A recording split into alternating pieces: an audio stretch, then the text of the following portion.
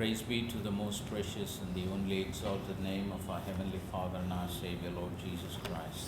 நம்முடைய இரட்சகரும் பரலோகத்தின் பிதாவும் ஆகிய உண்டான மெய் தேவனாகிய விலையேறப்பெற்ற நாமத்தையுடைய தேவனுக்கு மகிமை உண்டாவதாக. I greet you all as you have gathered here in this place, this midweek service. இந்த வாரத்தின் மத்திய நாளிலே இந்த ஆராதனையிலே வந்திருக்கிறவங்க யாவரையும் நான் வாழ்த்துகிறேன். If you have your Bibles and if you are physically able, please stand with me to honor the reading of God's உங்களுடைய word. கருத்திலே வேதாகமம் இருந்து உங்களால் சரீரப்பிரகாரமாக எழுந்து நிற்க முடியுமானால் தேவனுடைய வார்த்தையை கனப்படுத்தும்படி நீங்கள் எழுந்து நிற்கும்படியாக உங்களை கேட்டுக்கொள்கிறேன். I'd like to begin by reading two different portions of scriptures. இரண்டு வித்தியாசப்பட்ட வேத பகுதிகளை நாம் வாசிக்கலாம். The first one will be from the book of Genesis, chapter number 28 and verse number 15. ஆதியாகமம் 28வது அதிகாரம் 15வது வசனம். And then we'll go to the book of Hebrews, chapter number 13 and read verse number 5 and 6. அதன் பின்பாக எபிரேயருக்கு எழுதின நிருபம் 13வது அதிகாரம் 5, 6. Genesis 28:15. And behold, I am with thee, and will keep thee in all places whither thou goest, and will bring thee again into this land, for I will not leave thee until I have done that which I have spoken to thee of. நான் உன்னோடு இருந்து நீ போகிற இடத்திலெல்லாம் உன்னை காத்து இந்த தேசத்துக்கு உன்னை திரும்பி வர பண்ணுவேன். நான் உனக்கு சொன்னதை செய்யும் அளவும் உன்னை கைவிடுவது இல்லை என்றார். Hebrews 13:5 and 6, it says, Let your conversation be without covetousness, and be content with such things as ye have, for he had said, I will never leave thee nor forsake thee, so that we may boldly say, The Lord is my helper, and I will not fear what man shall do unto me. எபிரேயர் 13:5-6. நீங்கள் பண ஆசை இல்லாதவர்களாய் நடந்து உங்களுக்கு இருக்கிறவைகள் போதும் என்று எண்ணுங்கள். நான் உன்னை விட்டு விலகுவதும் இல்லை, உன்னை கைவிடுவதும் இல்லை என்று அவர் சொல்லியிருக்கிறாரே. அதனாலே நாம் தைரியம் கொண்டு, கர்த்தர் எனக்கு சகாயர், நான் பயப்படேன், மனுஷன் எனக்கு என்ன செய்வான் என்று சொல்லலாமே. May the Lord add His blessing to the reading of His word. வாசிக்க கேட்ட இந்த வேத வசனங்களை தேவன் தாமே நமக்கு ஆசீர்வதித்து கொடுப்பார். Let us bow our heads and close our eyes for a word of prayer. நாம் தலைகளை வணங்கி கண்களை மூடி ஜெபிப்போம். Most gracious and loving Heavenly Father, மிகுந்த கிருபையும் அன்பும் நிறைந்த பரலோகத்தின் தகப்பனே, we thank you, Lord, for helping us to come together as a little flock in this place. இந்த இடத்திலே சிறுமந்தையாய் உம்முடைய சமூகத்திலே நாங்கள் கூடி வந்திருக்கிறோம். Lord, wherever your presence is, you have a word in your presence. ஆண்டவரே, உம்முடைய பிரசன்னம் எங்கே இருக்கிறதோ அந்த இடத்திலே உம்முடைய வார்த்தையும் இருக்கிறது. As Moses was drawn near to your presence in the burning bush, he heard the voice of God coming out of the bush.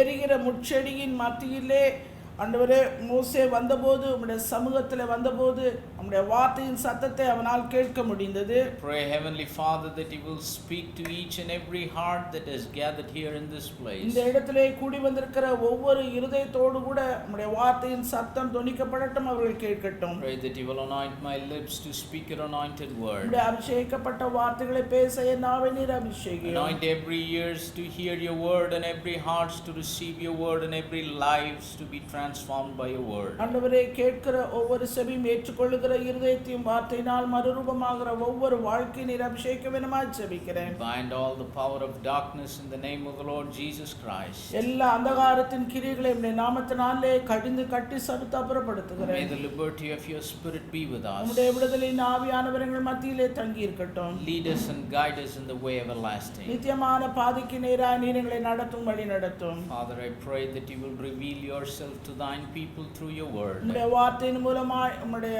ஆண்டவரே உம்மை நீர் உம்முடைய ஜனத்துக்கு நீர் வெளிப்படுத்தும். Hide myself, and only you be the leader and the guide at this time in our lives. ஆண்டவரே, நீர் என்னை நீர் மறைத்து எங்கள் வாழ்க்கைக்கு நீரே போதுமானவராய் தலைவராய் நடத்துகிறவராய் நீர் இருக்க வேண்டும் என்று We ஜெபிக்கிறேன். declare that all the glory, honor and praise it belong to you and you alone. சகல துதி கன மகிமை மேன்மையெல்லாம் உமக்கு ஒருவருக்கே உண்டாகட்டும். We ask all of this wonderful blessings in the precious name of the Lord Jesus Christ. இந்த எல்லா ஆசீர்வாதங்களையும் விலையேறப்பெற்ற உம்முடைய நாமமாகிய இயேசு கிறிஸ்துவின் நாமத்தினாலே கேட்கிறேன். Amen. Amen.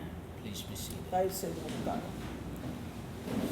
This evening time, I would like to speak to you on a little subject called The Storms of Our Life Are Not an Indication of God's Absence.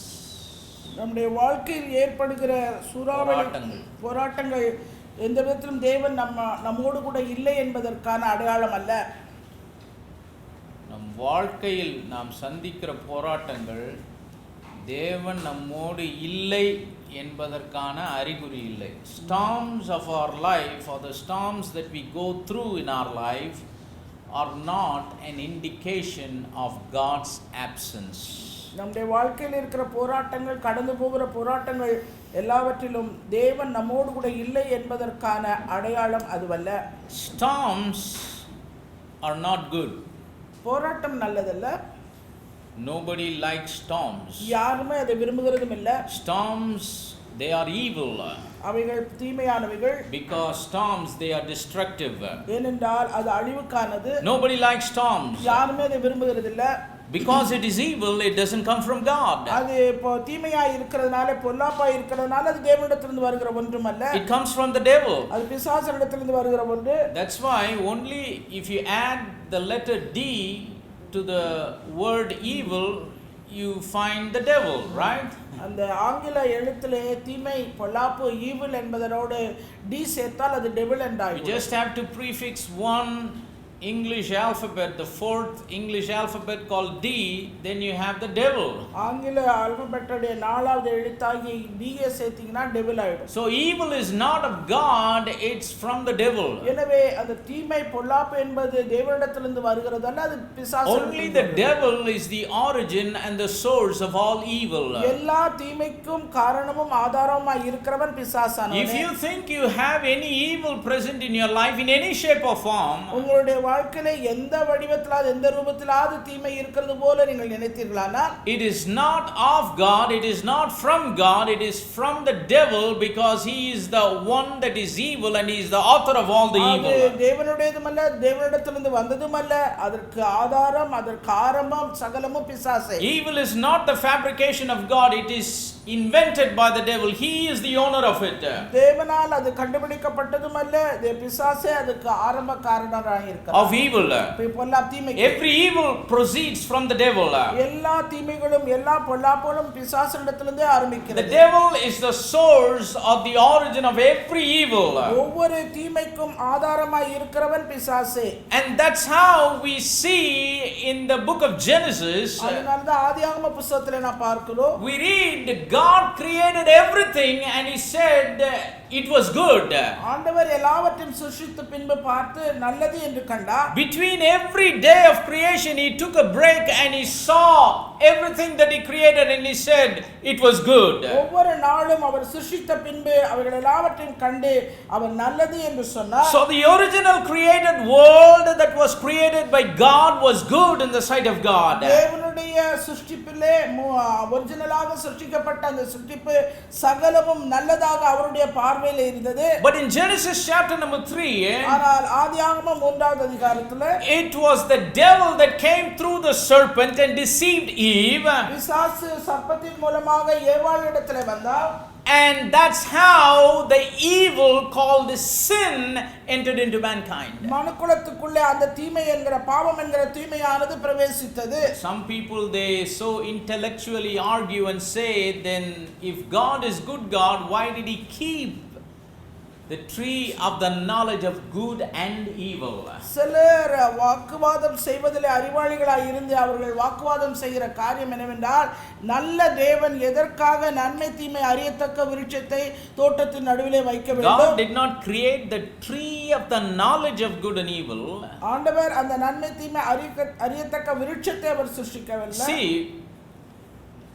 when there is good, there is only good, right? நன்மை இருந்தா நன்மை மாத்திரமே இருக்கிறதா இருக்கும். Only when you have something else, you need to have the knowledge to discern both good and evil. அந்த நன்மைக்கும் தீமைக்கும் உள்ள வித்தியாசத்தை பகுத்தறியத்தக்கதாகத்தான் நமக்கு அந்த மற்றொரு காரியம். But if we read the scriptures very carefully, ஆனால் வேத வசனங்களை கவனமாய் நாம் வாசித்து பார்த்தோமானால், we can understand evil existed in this universe even before Genesis chapter 2. ஆதியாகமம் 2வது அதிகாரத்துக்கு முன்பாகவே தீமையானது இந்த உலகத்திலே பிரவேசித்தது. Because the devil, before he became the devil, he was an angel of God in the heavenlies. பிசாசானவன் அவன் பிசாசு என்ற நிலைக்கு மாறுவதற்கு முன்பாக தேவனுடைய சமூகத்திலே அவன் ஒரு தேவதூதனாய் காணப்பட்டவன். And even before the dispensation of time upon this earth, இந்த பூமியிலே காலங்களின் காலாகாலங்களாக before the dispensation of time on this earth. உலகத்திலே காலம் என்கிற ஒன்று ஆரம்பிப்பதற்கு முன்பாக, before the dispensation of time upon this earth, இந்த பூமியிலே காலம் என்ற ஒன்று ஆரம்பிப்பதற்கு முன்பாக, sin originated out of Lucifer, who became the devil. பிசாசாக மாறின லூசிபரிடத்திலிருந்து அந்த பாவம் தோன்றினது. The sin of pride, பெருமை என்கிற பாவம். the sin of arrogance, முரட்டாட்டம் என்கிற பாவம். the sin where he compared himself with God, தேவனை தன்னோடு ஒப்பிட்டுக் கொள்ளுகிற ஒரு பாவம். the sin where he wanted to be equal with God and even above God, தேவனுக்கு சமமாக தேவனுக்கு மேலாக தன்னை நினைத்துக் கொள்ளுகிற ஒரு தீமை. The sin where he wanted to reach the position where God is, தேவன் எங்கே இருக்கிறாரோ அந்த ஸ்தானத்தை தான் அடைய வேண்டும் என்கிற அந்த ஒரு பாவம். and because of that evil called sin, அந்த தீமை தான் பாவம் என்று அழைக்கப்பட்ட போது, he was kicked out of heaven to this earth. அவன் பரலோகத்திலிருந்து கீழே பூமிக்கு தள்ளப்பட்டான். And when God created man in his image and after his likeness, தேவன் மனுஷனை தமது சாயலாக தமது ரூபமாக அவர் சிருஷ்டித்தார். when God started to treat Adam to be equal to him, ஆதாமை தனக்கு சமமாக அவனை ஆண்டவர் நடத்தின போது, the devil got angry, பிசாசுக்கு கோபம் உண்டாயிற்று. because that was what he wanted when he was in the heavenlies. அவன் பரலோகத்திலே அவருடைய சமூகத்திலே இருந்தபோது விரும்பினது அதுதான். He wanted to be like God, அவன் தேவனைப் போல ஆக வேண்டும் என்று விரும்பினான். but the Lord kicked him out of heaven. ஆனால் தேவன் அவனை பரலோகத்திலிருந்து He fell to this earth, அவன் இந்த பூமியிலே விழுந்தான். and then now God is creating man in his image and after his likeness. இப்பொழுது மனுஷனை தமது ரூபமாக தமது சாயலாக He thought, oh my God, I wanted to be like him in the heavenlies. He kicked me out and now he is creating someone like himself. பரலோகத்திலே நான் அவரைப் போல இருக்க வேண்டும் என்று நான் ஆசைப்பட்டேன். ஆனால் இப்பொழுது அவர் தன்னைப் போலவே ஒருவனை சிருஷ்டித்திருக்கிறார். So that was the point of time the devil became angry even on God's creation. அந்த நேரம் முதல் தேவனுடைய சிருஷ்டிப்பிலே பிசாசானவன் கோபம் ஆரம்பித்தார். That's why he crept into the Garden of Eden. அந்த தேவனுடைய தோட்டத்துக்குள்ளே அவன் நுழைந்தான். That's why he deceived Eve. ஏவாளை அவன் வஞ்சிக்கவும் செய்தான். And that's how sin entered into mankind. இப்படியாக பாவம் மனுக்குலத்துக்குள்ளே பிரவேசித்தது. You know, a lot of people say, brother, why did God allow sin? ஆண்டவர் ஏன் பாவத்தை அனுமதிக்க The question itself is wrong. அந்த கேள்வியே முதல் தவறானது. God did not allow sin. தேவன் ஒரு காலம் பாவத்தை அனுமதிக்கல. It's only the man that allowed sin. மனிதன் தான் அதை அனுமதித்தான். Because God clearly warned him ஏற்கனவே அவனை எச்சரித்திருக்கிறார். that there is something called the knowledge of the tree of knowledge of good and evil. அந்த நன்மை தீமை அறியத்தக்க விருட்சத்தை குறித்த அறிவு அவனுக்கு Don't go there, don't go that side. போகாத அந்த பக்கத்தில் The day you eat thereof you shall surely die. ருசிக்கு நாளிலே நீ சாகவே சாவாய். God warned him. தேவன் அவனை எச்சரித்தார். He never allowed sin. அவர் ஒரு காலம் பாவத்தை அனுமதிக்கவில்லை. God warned him to protect himself from sin. அந்த பாவத்திலிருந்து தன்னை காக்கும்படியாக அவனை எச்சரித்தார். So it was man that allowed sin. எனவே மனிதன் தான் பாவத்தை அனுமதித்தார். In fact, the woman was deceived by the serpent. சொல்ல வேண்டுமென்றால் அந்த வஞ்சகத்திலே விழுந்து போனவள் மனுஷியே. Genesis chapter number 3 ஆதியாகமம் 3 and verse number 6 it says, 6 வசனம் சொல்கிறது, and the woman saw that the tree was good for food and that it was pleasant to the eyes and a tree to be desired to make one wise. She took of the fruit thereof and did eat, and also gave unto her husband with her, and he did eat. அப்பொழுது ஸ்திரீயானவள் அந்த விருட்சம் புசிப்புக்கு நல்லதும் பார்வைக்கு இன்பமும் புத்தியை தெளிவிக்கிறதற்கு இச்சிக்கப்படத்தக்க விருட்சமாய் இருக்கிறது என்று கண்டு அதன் கனியை பறித்து புசித்து தன் புருஷனுக்கும் கொடுத்தார், அவனும் புசித்தான். See, God did not pluck the forbidden fruit and allow both of them to take part in it. தேவன் அவர்களை விளக்கப்பட்ட விருட்சத்தின் கனியை பறித்து புசிக்க அவர்களுக்கு அனுமதி கொடுக்கல. They themselves, அவர்கள்தாமே, the woman started and the man finished it. அதை மனுஷன் ஆரம்பித்தால் மனுஷன் முடித்தான். The woman was deceived by the words of the serpent, which was contrary to what God said. தேவன் சொன்னதுக்கு முரண்பாடான அந்த வார்த்தைகளை, சர்ப்பத்தின் வார்த்தைகளுக்கு செவி கொடுத்து ஸ்திரீயானவள் வஞ்சிக்கப்பட்டாள். So the woman, instead of believing what God said and staying with it, she chose தேவன் சொன்ன to believe what the serpent said and did what the serpent said. தேவன் சொன்ன வார்த்தைக்கு செவி கொடுத்து அதன் பட்சத்தில் நிற்காமல் சர்ப்பத்தின் வார்த்தைக்கு செவி கொடுத்து அந்த சர்ப்பத்தின் வார்த்தையின்படி செய்ததனாலே அவள் வஞ்சிக்கப்பட்டாள். I say this because these are some of the things that people easily blame God about. இந்த மாதிரி காரியங்கள்ல சுலபமா தேவனை பற்றி அவர்கள் புகார் சொல்லுகிறார். Why did God allow sin? ஏன் தேவன் பாவத்தை He அனுமதித்தார்? never allowed it. அவர் ஒரு காலம் அனுமதிக்கவில்லை. It was man who allowed sin. அது மனிதன் தான் அனுமதித்தான். Then they say, if Eve was being deceived, why did not God go there and do something to stop it? ஏவாள் வஞ்சிக்கப்பட்ட அந்த நேரத்திலே ஏன் ஆண்டவர் போய் அதை தடுத்து நிறுத்தி இருக்க கூடாது? Why did not God keep both Adam and Eve in his control? தன்னுடைய கட்டுப்பாட்டுக்குள்ளே ஆதாமையும் ஏவாளையும் ஏன் தேவன் வைத்திருக்கவில்லை? Why he wouldn't watch them 24 hours a day and watch their movements and stop them from doing this? 24 மணி நேரம் அவர்கள் மீது கவனம் வைத்து அவர்கள் செய்கிற செயலெல்லாம் பார்த்துட்டு தவறான செயல் செய்யும்போது அவர்களை ஏன் தடுத்து நிறுத்தி இருக்க கூடாது? Let me tell you something. நான் ஒரு காரியத்தை சொல்றேன். Bible says God created man in his image and after his likeness. வேதம் சொல்கிறது மனுஷனை தமது சாயலாக தமது ரூபமாக சிருஷ்டித்தார். See, the God we serve is a good God. நாம் ஆராதிக்கிற நம்முடைய தேவன் நல்ல தேவன். Does anybody control him? யாராவது அவர் கட்டுப்பாடு பண்ணுகிறாரா? Does anybody control God? யாராவது தேவனை கட்டுப்படுத்துகிறார்களா? So the God who is not controlled by anyone, he creates man in his image and after his likeness. யாராலும் கட்டுப்படுத்த முடியாத தேவன் தனது சாயலாக தமது ரூபமாக மனுஷனை அவர் சிருஷ்டித்தார். See, our God is a God who thinks on his own, who decides on his own, and he chooses his own. நாம் ஆராதிக்கிற நம்முடைய தேவன் அவரே சுயமாக சிந்திக்கக்கூடியவர், சுயமாக முடிவெடுக்கக்கூடியவர், சுயமாக செயல்படக்கூடியவர். Nobody orders him, nobody controls him. அவரை யாரோ இத செய்யணும் சொல்லவும் கூட முடியாது, யாரோ அவரை வந்து கட்டுப்படுத்த. So that is the attribute of God. அதுதான் தேவனுடைய தன்மைகளிலே ஒன்று. He is eternal, almighty, self-existing God. அவர் நித்தியமான சர்வ வல்லமையுள்ள தாமாக வெளிப்படுகிற தேவன். There is nobody below him, there is nobody above him. அவருக்கு கீழாகவும் இல்லை, அவருக்கு மேலாக எவரும். There is nobody with him, there is nobody equal to him. அவரோடு கூட சமமாக எவரும் கிடையாது. There is nobody above him. அவருக்கு மேலாக எவரும் இல்லை. And such an almighty God, அப்படிப்பட்டதான சர்வ வல்லமையுள்ள he தேவன் created man in his image and after his likeness. மனிதனை தமது சாயலாக தமது ரூபமாக He wanted man to have the same attribute he had. அவர் தனக்குள்ளே கொண்டிருந்த அதே தன்மை மனுஷன் கொள்ள வேண்டும். He wanted man to think on his own. மனிதனும் சுயமாக சிந்திக்க வேண்டும். He wanted man to choose good. மனிதனும் தாமாக நல்லதை தேர்ந்தெடுக்க வேண்டும். He wanted man to decide on his own. மனிதனும் சுயமாக தீர்மானிக்க வேண்டும். And that's why when he put him in the garden, தோட்டத்தில் அவனை வைத்தபோது God never made him ignorant of the evil, but he made him aware of the evil. அந்த தீமையை குறித்து அறியாதிருக்கவில்லாமல் அவன் வந்து அதை குறித்த எச்சரிப்பு பெற்ற. God gave an information to man about the knowledge of the tree of good and evil, or tree of knowledge of good and evil. அறியத்தக்க விருட்சத்தை குறித்த அறிவு அடையும்படியாய் அவனுக்கு அதை சொல்லி. And he warned him because God wanted him to think on his own and decide on his own, never to go by that side. அவனை எச்சரித்தார், தன்னை போலவே அவன் சுயமாக சிந்திக்க, சுயமாக தீர்மானிக்க, செயல்பட வேண்டும் என்பதற்காக தான் சொன்னார், அந்த பக்கம் போகாத தொடாத. God did not create a mindless idiot who will, just blindly go after him. அவருக்கு பின்பாக போவதற்கு போல ஒரு மூளையில்லாத முட்டாளை ஆண்டவர் சிருஷ்டிக்கல. ஆதாம வந்து பைத்தியக்காரனை ஆண்டவர் என்ன பண்ணல? சிருஷ்டிக்கல. சும்மா குருட்டுத்தனமா அவர் பின்னாடி சுத்தணும். He must choose what is good and what is evil and come behind the good and choose good and follow the God Almighty. நன்மை எது தீமை எது என்று தெரிந்தெடுத்து நன்மையை தெரிந்தெடுத்து கொண்டு அதில் அவருக்கு பின்பாக அவன் போக வேண்டிய ஒரு சூழ்நிலையிலே தேவன் அவனை சிருஷ்டித்து வைத்திருந்தார். Praise the name of the living God. Because the God who created man, he is a God who thinks on his own, who acts on his own. மனுஷனை சிருஷ்டித்த ஆண்டவர் அவர் தாமாக சிந்திக்கிறவர், தாமாக செயல்படுகிறவர். That's why he did not intrude the conversation between Eve and the serpent.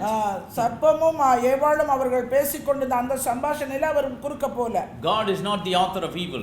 அவர் தீமைக்கு பாவத்துக்கு He is the author of good, he is the source of good, he is the originator of every goodness. அவர் எல்லா நன்மைக்கும் ஊற்றும் காரணரும் அவர், ஆதாரமும் அவரே. Praise the name of the living God.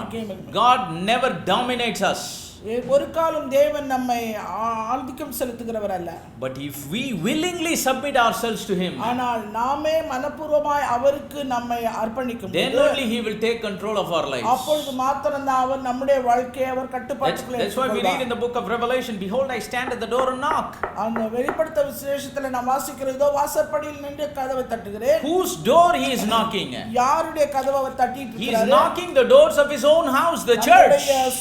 இந்த வீட்டினுடைய கதவையே தட்டி கொண்டிருக்கிறார். He has got every right to break open the door and go inside forcefully. கதவை உடைச்சிட்டு உள்ள போக கட்டாயமாய் உள்ள போவதற்குரிய சகல. But he doesn't do that. ஆனால் அது அவிதமாய் செய்கிறார். He is a gentle God. அவர் ஒரு மென்மையான தேவன். He created us அவர் நம்மை சிருஷ்டித்திருக்கிறார். He has recreated us in Christ கிறிஸ்துவுக்குள்ளே அவர் நம்மை மீண்டுமாய் so that we will be like Him. எனவே நாம் அவரைப் போல இருக்க That we முடியாது. will choose good than choosing evil. எனவே தீமையை தேர்ந்தெடுப்பதற்கு பதிலாக நாம் நன்மையை And we will submit ourselves to good God. அந்த நன்மையான தேவனுக்கு நம்மை முழுவதும் That's why He says, if any man hear my voice ஒருவன் என் சத்தத்தை கேட்டு and open the door. கதவை திறந்தால் He did not say, I will open the door forcefully. நான் கதவை கட்டாயமா திறப்பேன். He didn't say, I will break the door. நான் கதவை உடைப்பேன் என்று சொல்லல. If any man hear my voice and open the door, ஒருவன் என் சத்தத்தை கேட்டு கதவை திறந்தால் then I will come into him and sup with him and he with me. நான் அவனிடத்தில் பிரவேசித்து அவனோடு போஜனம் பண்ணுவேன் அவனும் என்னோடு So போஜனம் பண்ணுவான். God did not allow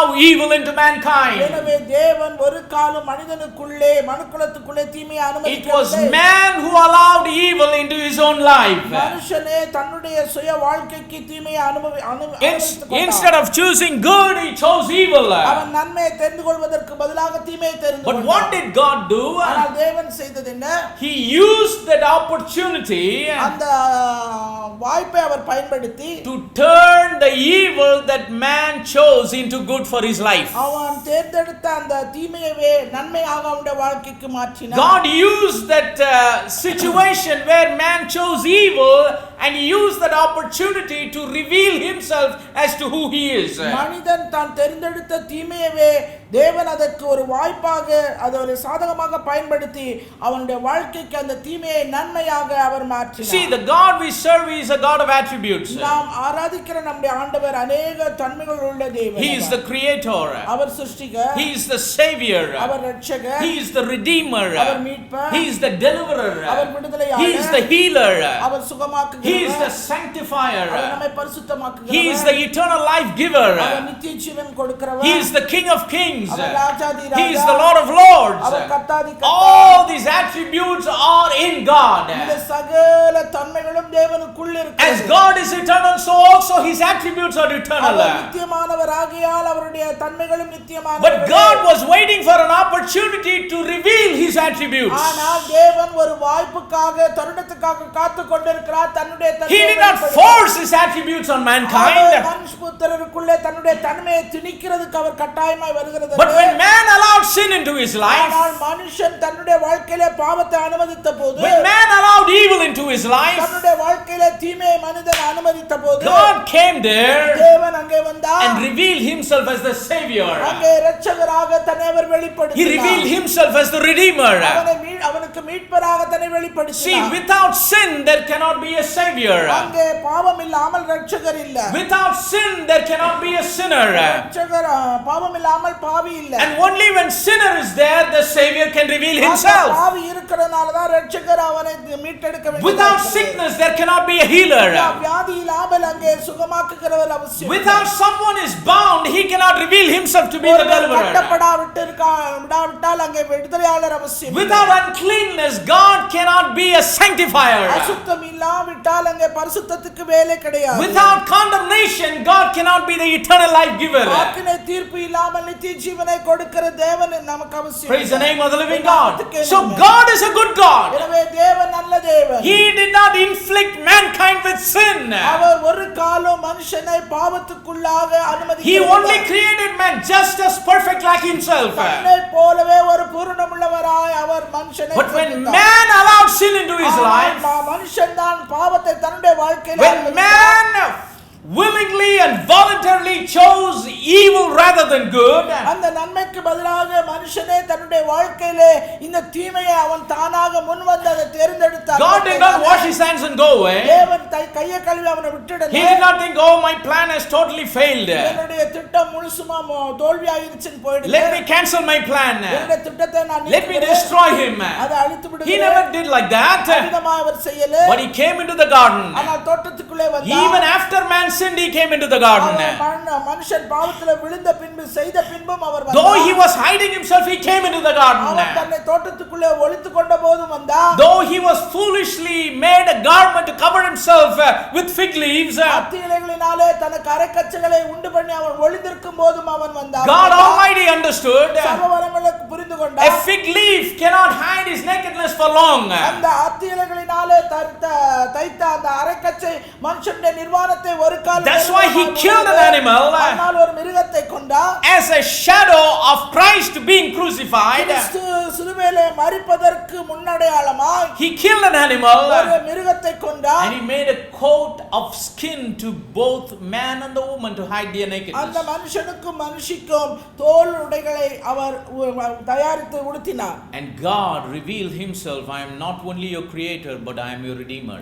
ஆண்டவர் தன்னை அவர் நான் உங்களை சிருஷ்டிகர் மாத்திரமல்ல இரட்சகர் மாத்திரமல்ல உங்களுடைய மீட்பர் என்று அந்த இடத்துல அவர் உறுதிப்படுத்தினார். I have clothed you with the shedding of blood so that your shame of thy nakedness would not appear. இரத்தம் சிந்தப்பட்ட அந்த தோலுடைகளினாலே உங்களை நான் உடுத்தி இருக்கிறேன். உங்களுடைய பாவங்கள் எல்லாம் நீக்கப்படும். So what do we need to understand from this? இதிலிருந்து நம்ம புரிந்து கொள்கிறது என்ன? When evil comes, God doesn't take he doesn't escape. தீமை நம்மை நோக்கி வரும்போது அவர் நம்மை விட்டு போகிறவர் அல்ல. You know, a lot of people think அநேகர் நினைக்கிற காரியம் when evil is present in my life, என்னுடைய வாழ்க்கையில தீமை வந்துருச்சுனா God is not there. தேவன் அங்க இல்ல. Do you know what the servant of the Lord said? கர்த்தருடைய ஊழியக்காரன் என்ன தெரியுமா சொல்றான்? Lord, when I go up to heaven, you are there. நான் வானத்துக்கு ஏறினாலும் நீர் அங்கே இருக்கிறீர். When I make up my bed in hell, you are there. நான் பாதாளத்திலே படுக்கை போட்டாலும் நீர் அங்கே இருக்கிறீர். I remember reading this phrase in one of Brother Branham's messages.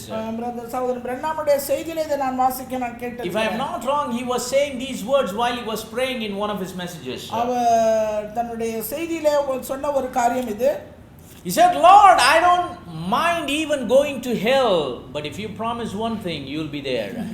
நீங்க ஒரே ஒரு வாக்குத்தத்தம் எனக்கு கொடுத்தீங்கன்னா நான் பாதாளத்துக்கு போறதுக்கு கூட நான் வந்து கவலைப்பட மாட்டேன். நீங்க பாதாளத்துக்கு போறதுக்கு கூட நான் ஐயப்படல கவலைப்படல. ஆனா ஒரு உறுதி எனக்கு நீங்க கொடுக்கணும். நீங்க என் கூட இருப்பீங்கன்னா நான் வரேன். I don't mind even going to hell, provided if God makes a promise that he will be there with me. நரகத்துக்கு போவதற்கு கூட நான் வந்து என்ன மாட்டேன். ஏன்னா நீர் அங்கே இருந்தால் நான் எனக்கு அது ஒரு பொருட்டல்ல. Praise the name of the living God. See, wherever God is there, there is where his people is. தேவன் எங்கே இருக்கிறாரோ அவருடைய ஜனங்களும் அங்கே இருக்கிறார்கள். Wherever God's people are there, he is there. தேவனுடைய ஜனங்கள் எங்கேயோ அங்கே தேவன் இருக்கிறார். See, we are called God's people because we have God on our side. தேவனுடைய ஜனங்கள் என்று நாம் அழைக்கப்படுகிறோம் ஏனென்றால் தேவன் நம்மோடு கூட இருக்கிறதுனால. Praise the name of the living God. So when evil comes, தீமை வரும்போது, when we go through difficult times in our life, வாழ்க்கையில கஷ்டமான சூழ்நிலை, when we go through trials and when we go through tribulations, சோதனைகளோ துன்பங்களோ வரும்போது God does not escape and run away. தேவன் தப்பித்து ஓடி போகல. But the scripture says, வேதவசனம் சொல்லுது, I will never leave you. நான் ஒரு காலம் உன்னை விட்டு விலக மாட்டேன். இருக்கா இல்லையா?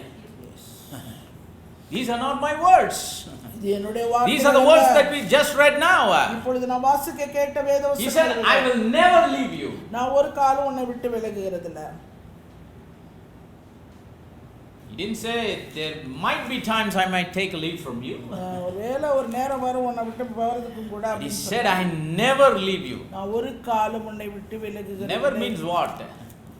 ஒரு காலம் என்றால் என்ன அர்த்தம்? No matter what, I am not going to leave you. என்னானாலும் சரி நான் உன்னை விட்டு விலகுகிறேன். If we are God's people, he never leaves us. நீங்க தேவனுடைய ஜனங்களானால் தேவன் ஒரு காலம் உங்களை விட்டு விலக மாட்டார். Praise the name of the living God.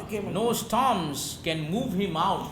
எந்த ஒரு போராட்டமும் நம்முடைய வாழ்க்கையில் ஏற்படுகிறது அவரை வெளியே தள்ளாது. No trials, no tribulations can push him out of our life. எந்த ஒரு சோதனையும் எந்த ஒரு கஷ்டமும் அவரை நம்ம வாழ்க்கையை விட்டு வெளியேற்றாது. He is with us no matter what.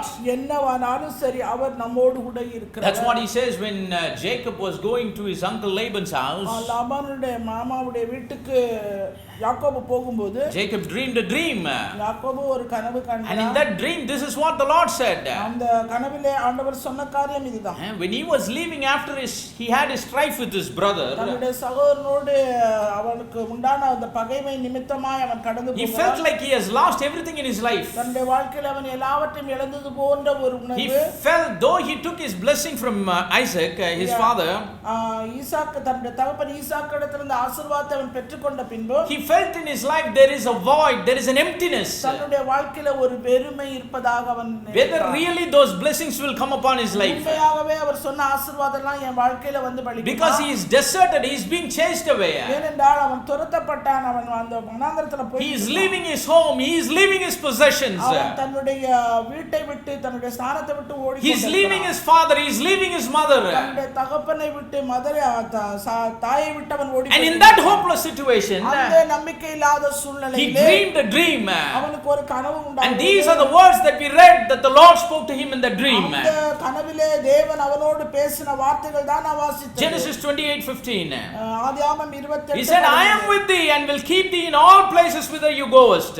நான் உன்னோடு இருந்து நீ போகிற இடத்திலெல்லாம் உன்னை காத்து And will bring you again into this land. இந்த தேசத்துக்கு உன்னை திரும்பி வர பண்ணுவேன். I will not leave thee until I have done that which I have spoken to thee of. நான் உனக்கு சொன்னதை செய்யும் அளவும் உன்னை கைவிடுவதில்லை என்றார். So when God's calling is upon our life, நம்முடைய வாழ்க்கையின் மீது தேவனுடைய அழைப்பு இருக்குமானால், when God's choosing is upon our life, தேவனுடைய தெரிந்து கொள்ளுதல் நம்முடைய வாழ்க்கையில் இருக்குமானால், if we have made our calling and our election sure, அழைக்கப்பட்ட அழைப்பையும் தெரிந்து கொள்ளுதலும் நாம் உறுதியாக்கி இருந்தோமானால், we must understand that உண்மையாக புரிந்து கொள்ள He வேண்டும். never will leave us. அவர் ஒரு காலம் நம்மை விட்டு He விலக மாட்டார். never will forsake us. அவர் ஒரு காலம் நம்மை கைவிட மாட்டார். God loved Jacob.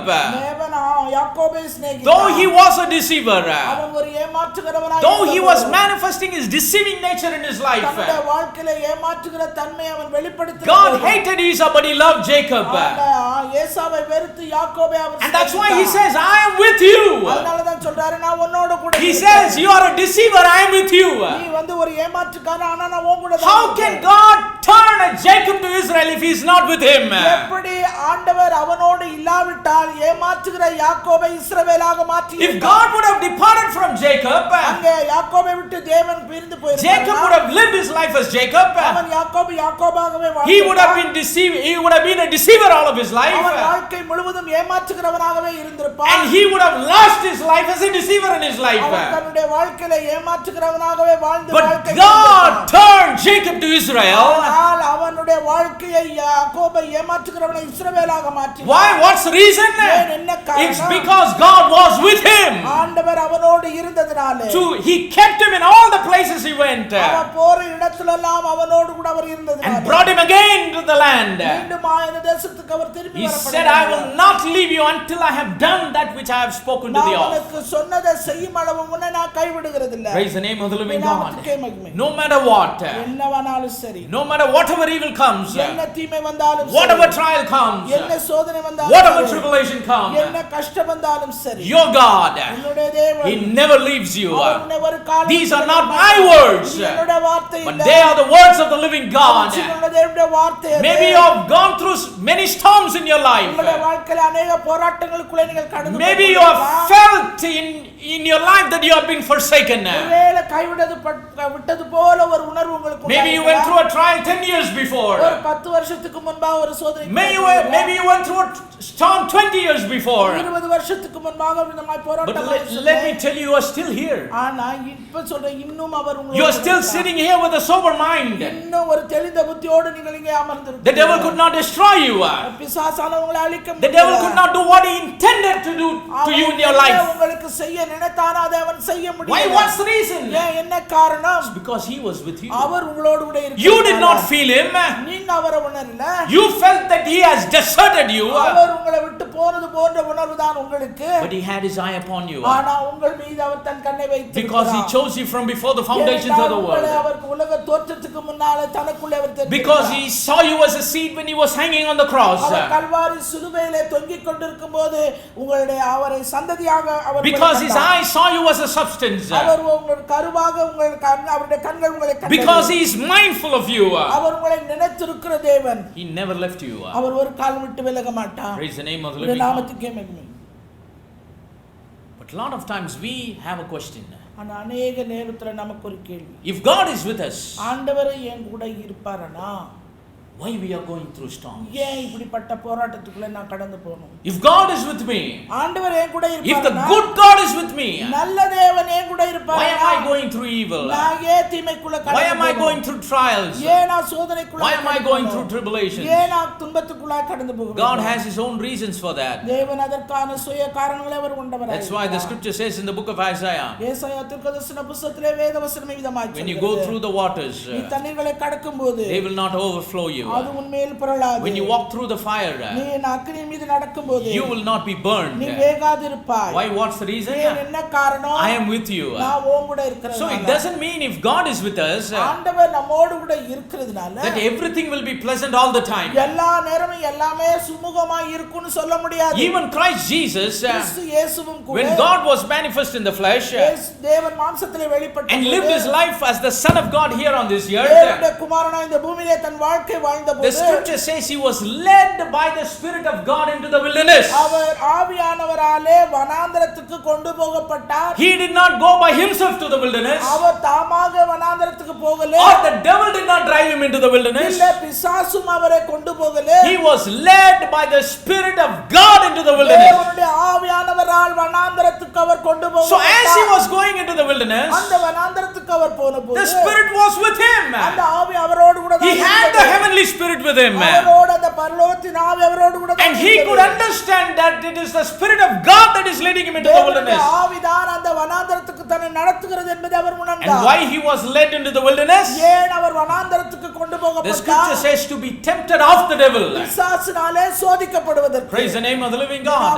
So let us come out of this false notion எனவே இந்த பொய்யான அந்த தவறான நோக்கங்களை எல்லாம் நாம் விட்டு and say, if God is with me, everything will be good and pleasant all the time. தேவன் என்னோடு கூட இருக்கும்போது சகலமும் நன்றாக நன்மையாக சேமமாக இருக்கும். See, we all know what happened when the Spirit of the Lord led him to the wilderness. ஆவியானவராலே இயேசு வனாந்தரத்துக்கு கொண்டு போகப்பட்டபோது என்ன நடந்தது என்பது நமக்கு After he fasted for 40 days and 40 our nights, 40 நாள் இரவும் பகலும் உபவாசித்த பின்பு scripture says the tempter came. சோதனைக்காரன் அவரிடத்தில் வந்தான் The என்று tempter came to tempt him, அவரை சோதிக்கிறதுக்காக சோதனைக்காரன் to put a question mark on who he is. அவர் யார் என்கிற கேள்வி அவருக்கு முன்பாக வைத்தார்.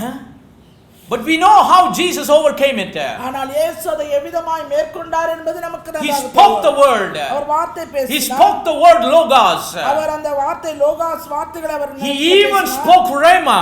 அவர் ரேமா வார்த்தையும் அவர் He பேசினார். overcame the devil by the word of God. தேவனுடைய வார்த்தையினாலே பிசாசை அவர் And மேற்கொண்டார். after the devil tempted him, அவரை பிசாசானவன் சோதித்த பின்பு and Jesus overcame all of those temptations, அந்த சோதனைகள் எல்லாவற்றையும் இயேசு the மேற்கொண்டார். scripture says வேதவசனம் in சொல்கிறது Luke chapter number 4 லூக்கா 4வது and அதிகாரத்திலே verse number 13, 13வது வசனம், and when the devil had ended all the temptation, he departed from him for a season.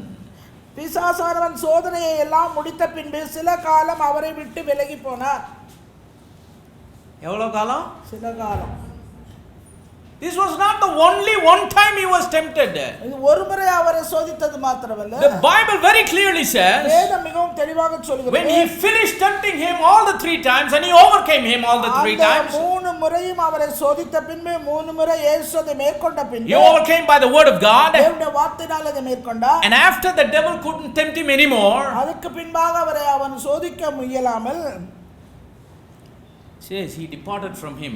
அவரை விட்டு கடந்து போனான். How long? எவ்வளவு காலம்? சில காலம். A season is approximately 3 months. ஒரு சில காலம், அந்த சீசன்ங்கிற வார்த்தைக்கு 3 மாதம் அளவு. See, in here there are 12 months. நமக்கு 12 மாதங்கள் உண்டு. And there are 4 seasons. 4 விதமான காலங்கள். So each season it runs for 3 months. ஒவ்வொரு சீசனும் 3 மாதம். So maybe approximately he just left him for 3 months and again he came back. பிசாசானவன் இயேசு கிறிஸ்துவை விட்டு ஒரு 3 மாத காலம் விலகி Even when God was manifest in flesh and was living his life as the Son of God, தேவன் மாம்சத்திலே வெளிப்பட்டு தேவனுடைய குமாரனை தன் வாழ்க்கை அவர் வாழ்ந்தார். season after season he was coming after him. அப்படி ஒவ்வொரு சில காலத்துக்கு பின்பு அவர் பின்பாகவே வந்து When the good God manifest in flesh, நல்ல தேவன் மாம்சத்திலே வெளிப்பட்ட போது the devil was after him. பிசாசு அவருக்கு பின்பாக The இருந்தான். evil devil. தீமையான பிசாசு. Good God was being chased by the evil devil. நல்ல தேவன் பொல்லாத பிசாசுனாலே, தீமையான பிசாசுனாலே பின்வரும். That's why in the book of Hebrews we read he was tempted in all points like as we are. நம்மை போல எல்லாவற்றிலும் அவரும் சோதிக்கப்பட்டார் But என்று yet he was without sin, the Bible says. அப்படி இருந்தும் அவர் பாவம் இல்லாதவராய் இருந்தார். Praise the name of the living God. So let us come out of this notion now. எனவே இந்த ஒரு காரியத்தை நாம் அறிவுக்குள்ளே நாம் Let us come out of this false idea that when God is with me, everything will be good, right and pleasant, perfect. தேவன் என்னோடு கூட இருந்தா சகலமும் நன்மையா பூரணமா அமைதலா சந்தோஷமா நிறைவா இருக்குங்கிற அந்த ஒரு தவறான ஒரு நோக்கத்துல இருந்து But when evil comes, God doesn't run away. ஆனா நமக்கு நேரா தீமை வந்தா தேவன் நம்மை விட்டு விலகி He ஓடுகிறவர் is with us no matter what. அது என்னவானாலும் சரி அவர் நம்மோடு கூட இருக்கிறார். Whether we feel his presence or not, he is with us. அவருடைய பிரசன்னத்தை நாம் உணர்கிறோமோ இல்லையோ அவர் நம்மோடு கூட இருக்கிறார். And as the servant of the Lord said, கர்த்தருடைய ஊழியக்காரர் when I go up to heaven, you are there. நான் வானத்துக்கு ஏறினால் நீர் அங்கே When I இருக்கிறீர். make up my bed in hell, you are there. நான் பாதாளத்திலே படுக்கை போட்டால் நீர் அங்கே No matter wherever I go, you are there. நான் எங்க போனாலும் நீர் அங்கே இருக்கிறீர். Because he is a God who never leaves his people or forsake them. ஏனென்றால் ஒரு காலம் அப்படி நல்ல தேவன் தம்முடைய ஜனத்தை கைவிடுகிறவர் So அல்ல. when he is with us, what does he do? அவர் நம்மோடு கூட இருந்து அவர் செய்கிற காரியம் என்ன? If he is with us, why those evil are coming? நம்மோடு கூட அவர் இருக்கும்போது ஏன் இந்த தீமை எல்லாம் Many times we say, Lord, if you are with me, why don't you stop this evil? அநேக நேரத்துல நாம் அவரை பார்த்து கேட்கிற காரியம், ஆண்டவரே நீர் என்னோட கூட இருந்தா இதெல்லாம் வராம ஏன் நிறுத்தி இருக்க People say கூடாது? the same thing what they said in the early sin in Genesis chapter 3. Why did not God stop the sin? ஏன் ஆண்டவர் பாவத்தை அங்க நிறுத்தி போட்டிருக்க கூடாது என்று சொல்லி அவர்கள் கேட்பார். No, man was willingly allowing it. மனுஷன் தாமாகவே அதை அனுமதித்தான். God did not allow sin, man allowed sin. தேவன் அனுமதிக்கல, மனுஷன் அதை So அனுமதித்தான். same way, அதே போலவே we for many reasons we allow evil in our lives. அநேக காரணங்களிலே தீமைகளை நாமே நமக்கு அனுமதித்துக் கொள்கிறோம். Because of our ignorance, நம்முடைய அறியாமையினாலே, because of our unbelief, நம்முடைய அவிசுவாசத்தினாலே, because of our doubts, நம்முடைய சந்தேகத்தினாலே, because of our lack of sincerity, நம்முடைய உத்தமத்திலே குறைவினாலே, because of the lack of commitment in the life that we are living in நாம் Christ, ஆண்டவருக்காக வாழ்கிற அர்ப்பணிக்கப்பட்ட வாழ்க்கையிலே குறைவில்லை, because of us being ignorant of the spiritual realm and what is happening over there, அந்த ஆவிக்குரிய மண்டலம் என்ற ஒன்று உண்டு, அதுல என்ன நடக்கிறது என்கிற அந்த அறிவில்லாதனால, because of our shortened vision not to see the invisible, அந்த காணக்கூடாத காரியங்களை நாம் அறியக்கூடாதபடியாக இருக்கிற நம்முடைய பார்வை, many times we are trapped into the evil. அநேக நேரங்களிலே நம்ம தீமையில போய் மாட்டிக்கொள்கிறோம். But one thing is for sure, ஆனா ஒரு காரியம் நிச்சயம், God never leaves us. தேவன் ஒரு காலம் நம்மை He விட்டு says, I விலகுவதில்லை. never leave you nor forsake you. நான் உன்னை ஒரு காலம் விட்டு விலகுறதில்லை, உன்னை கைவிடுகிறது Did he இல்லை. say any condition for that? அதுக்கு ஏதாவது ஒரு கட்டளை நிபந்தனை ஏதாவது சொல்லி இருக்கிறாரா? Only if you have this condition, then I won't leave you, I will never leave you. இந்த மாதிரி நீ இருந்தாதான் நான் உன்னை விட்டு விலக மாட்டேன், உன்னை கைவிட No, மாட்டேன். he has made an unconditional statement, அவர் நிபந்தனையற்ற ஒரு காரியத்தை an open statement, an open promise. வெளிப்படையான ஒரு வாக்குத்தத்தம், ஒரு அறிக்கை. No matter what, I never leave you nor forsake நீ you. என்ன ஆனாலும் சரிப்பா, என்ன உனக்கு இருந்தாலும் சரி, நான் உன்னை விட்டு விலக. Let me shock you, even if you sin, he never leaves you. நீ பாவம் செஞ்சா கூட நான் உன்னை விட்டு When a chosen person he sins, God never leaves him. தேவனாலே தெரிந்து கொள்ளப்பட்ட ஒருவன் பாவம் செய்தா கூட ஆண்டவர் அவனை விட்டு விலகுகிறார். Because of his presence only, அவருடைய பிரசன்னத்தினாலே மாத்திரமே he gets the heart of the conviction of sin. அந்த பாவத்தை குறித்த உணர்வு அவனுக்குள்ளே ஏங்க அவரு போயிட்டார்னா பாவம் செஞ்சதே அந்த அந்த என்ன சொல்றது, அந்த உணர்வே என்ன பண்ணாது, பாவம் செஞ்சிட்டோம் தப்பு செஞ்சிட்டோம்ன்ற உணர்வே. That's why even in Psalm 51 David said, Lord, take not thy Holy Spirit from me. பரிசுத்த ஆவியை என்னிடத்திலிருந்து எடுத்துக்கொள்ளாது. அவ்வளவு பெரிய பாவம் செஞ்சு பரிசுத்த ஆவியானவர் இன்னும் இருக்கிறார்ன்ற நம்பிக்கை யாருக்கு இருந்தது? David had the confidence, he still had the Holy Spirit even after committing those sins. அந்த பாவங்களை எல்லாம் அவன் செய்த பின்பும் தாவீதுக்கு பரிசுத்த ஆவியானவர் தன்னோடு கூட இருக்கிறார் என்கிற உறுதி இருந்தது. So even when we sin, God is with us. அப்படியே நாம் பாவம் செய்தாலும் கூட தேவன் நம்மோடு கூட இருப்பார். Not for us to be encouraged to sin more. இன்னும் அதிகமான பாவத்தை செய்யிறதுக்கு நம்ம உற்சாகப்படுத்துவதற்காக அல்ல. The Spirit, the presence of God that is with us while we are sinning, it doesn't encourage us to sin more. தேவனுடைய பிரசன்னம் நமக்குள்ளே இருப்பது நாம் இன்னும் பாவத்தை அதிகமாக செய்வது. But what does he do? ஆனால் அவர் செய்கிற காரியம், What does his presence do even when we sin? அவருடைய பிரசன்னம் நாம் பாவம் செய்யும்போதும் என்ன செய்கிறது? To convict us. நமக்கு அதை உணர்த்துகிறது. To say what we are doing is wrong. நாம செய்கிறது தவறு என்று That we might repent. அதிலிருந்து நாம் மனம் திரும்ப வேண்டும் என்று He gives us the ability, the power, the indication, the urge, the conviction. அந்த உணர்வு, அந்த தீவிரம், அதிலிருந்து நாம் வெளிப்பட வேண்டும், அதிலிருந்து திருந்த வேண்டும், மாற வேண்டும் என்கிற ஒரு உணர்வு. Praise the name of the living God. Scripture says, I never leave you nor forsake you. வேதவசனம் சொல்கிறது, நான் உன்னை விட்டு விலகுவதும் இல்லை, உன்னை கைவிடுவதும் இல்லை. Why does things happen when we say if God is with us all the time, he never leaves us nor forsakes us? தேவன் எப்போதும் என்னோடு கூட இருக்கிறார் என்று சொல்லும்போது காரியங்கள் ஏன் இப்படி மாறுபட்டு நடக்கிறது? God doesn't allow evil.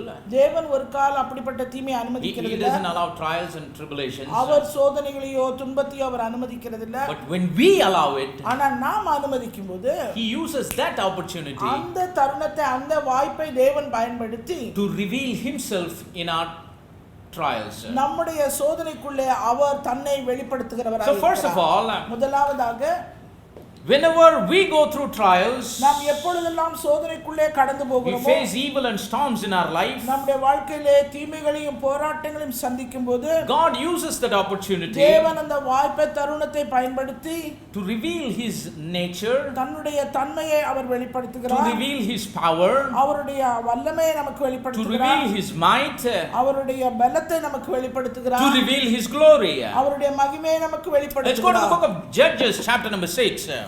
நியாயாதிபதிகள் புஸ்தகம் 6வது அதிகாரத்துக்கு போவோம். Right after Joshua, யோசுவாவுக்கு அடுத்த புஸ்தகம் the book of Judges, நியாயாதிபதிகள் chapter number 6, beginning from verse number 12.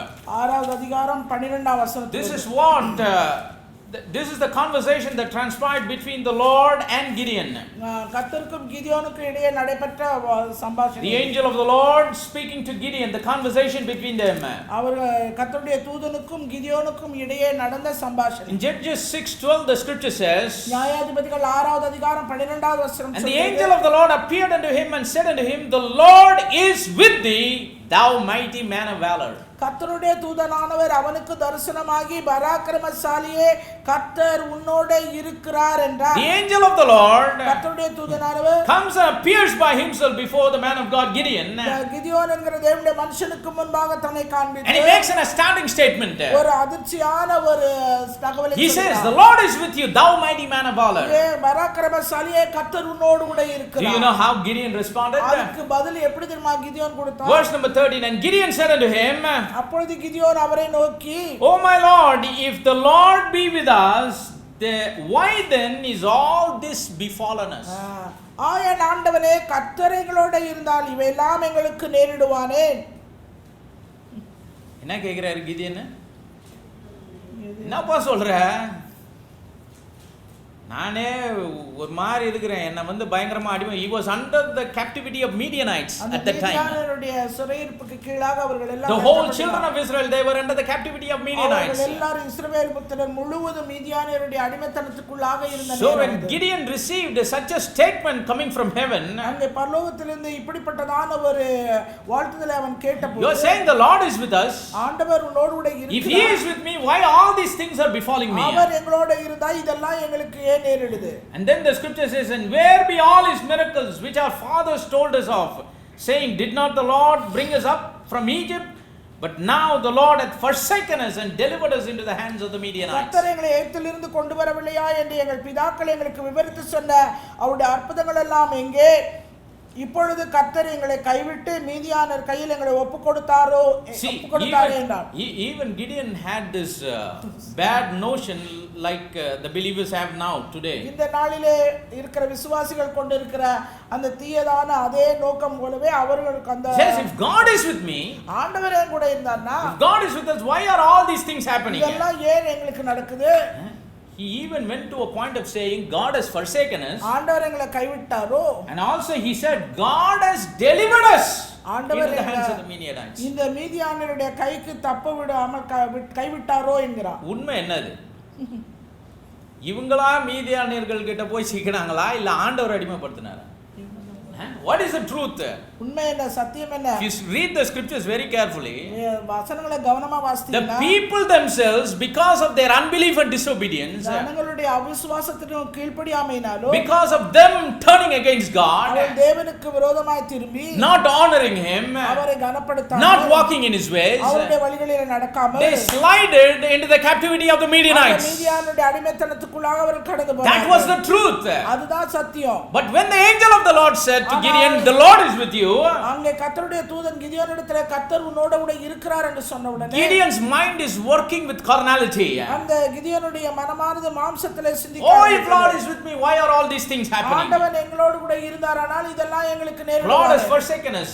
ஆண்டவர் எங்களை கைவிட்டார் And he even delivered us into the hands of the அவர் இந்த Midianites." மீதியானர் கையில வந்து எங்களை கைவிட்டு எங்களை ஒப்புக் See, கொடுத்திருக்கிறார் Gideon might have been a good man. ஒருவேளை கிதியோன் நல்லவனாய் இருந்திருக்கலாம் He's a godly man, a servant of God. தேவனுடைய மனுஷனாய் தேவனுடைய ஊழியக்காரனாய் But the இருந்திருக்கலாம் nation as a whole went into the hands of the Midianites. முழு தேசத்து ஜனமும் அந்த மீதியானுடைய கரத்துக்குள்ள இருக்குது. Maybe Gideon was thinking everyone is perfect as him. எல்லாரும் தன்னை போலவே அவன் வந்து பெர்ஃபெக்ட்டா And he was trying to put the blame on God, that it is God who delivered them into the hands of the Midianites. ஆண்டவர் தான் அந்த மீதியானுடைய கரத்திலிருந்து விடுவிக்காம போனாரோ என்று சொல்லி ஆண்டவர் மீது அவன் complaint. But the Lord reiterated again in verse number 14. 14ஆம் வசனத்திலே மீண்டுமாய் ஆண்டவர் அவனுக்கு பதிலுத்தர வச்சார். He said, "The Lord looked upon him and said, Go in this thy might, and thou shalt save Israel from the hand of the Midianites. Have not I sent thee?" அப்பொழுது கர்த்தர் அவனை நோக்கி பார்த்து, உனக்கு இருக்கிற இந்த பலத்தோடே போ, நீ இஸ்ரவேலை மீதியானின் கைக்கு நீங்களாக்கி ரட்சிப்பாய், உன்னை அனுப்புகிறவர் நான் அல்லவா. God again assured him, "I am with you. ஆண்டவர் அவனுக்கு மறுபடியும் உத்தரவாதம் Go in the might that you have. நீ போ, நீ நான் கூட I இருக்கிறேன். am going to use you as a savior. நான் உன்னை இரட்சகராக உபயோகப்படுத்த போகிறேன். Because it is I who have sent you. நான் உன்னை அனுப்புறது நானே. I am the Almighty God. நான் சர்வவல்லமையுள்ள தேவன். I am the good God. நான் நல்ல தேவன். I am going to reveal myself to you. என்னை நான் உனக்கு நான் வெளிப்படுத்த போகிறேன். That I am the savior.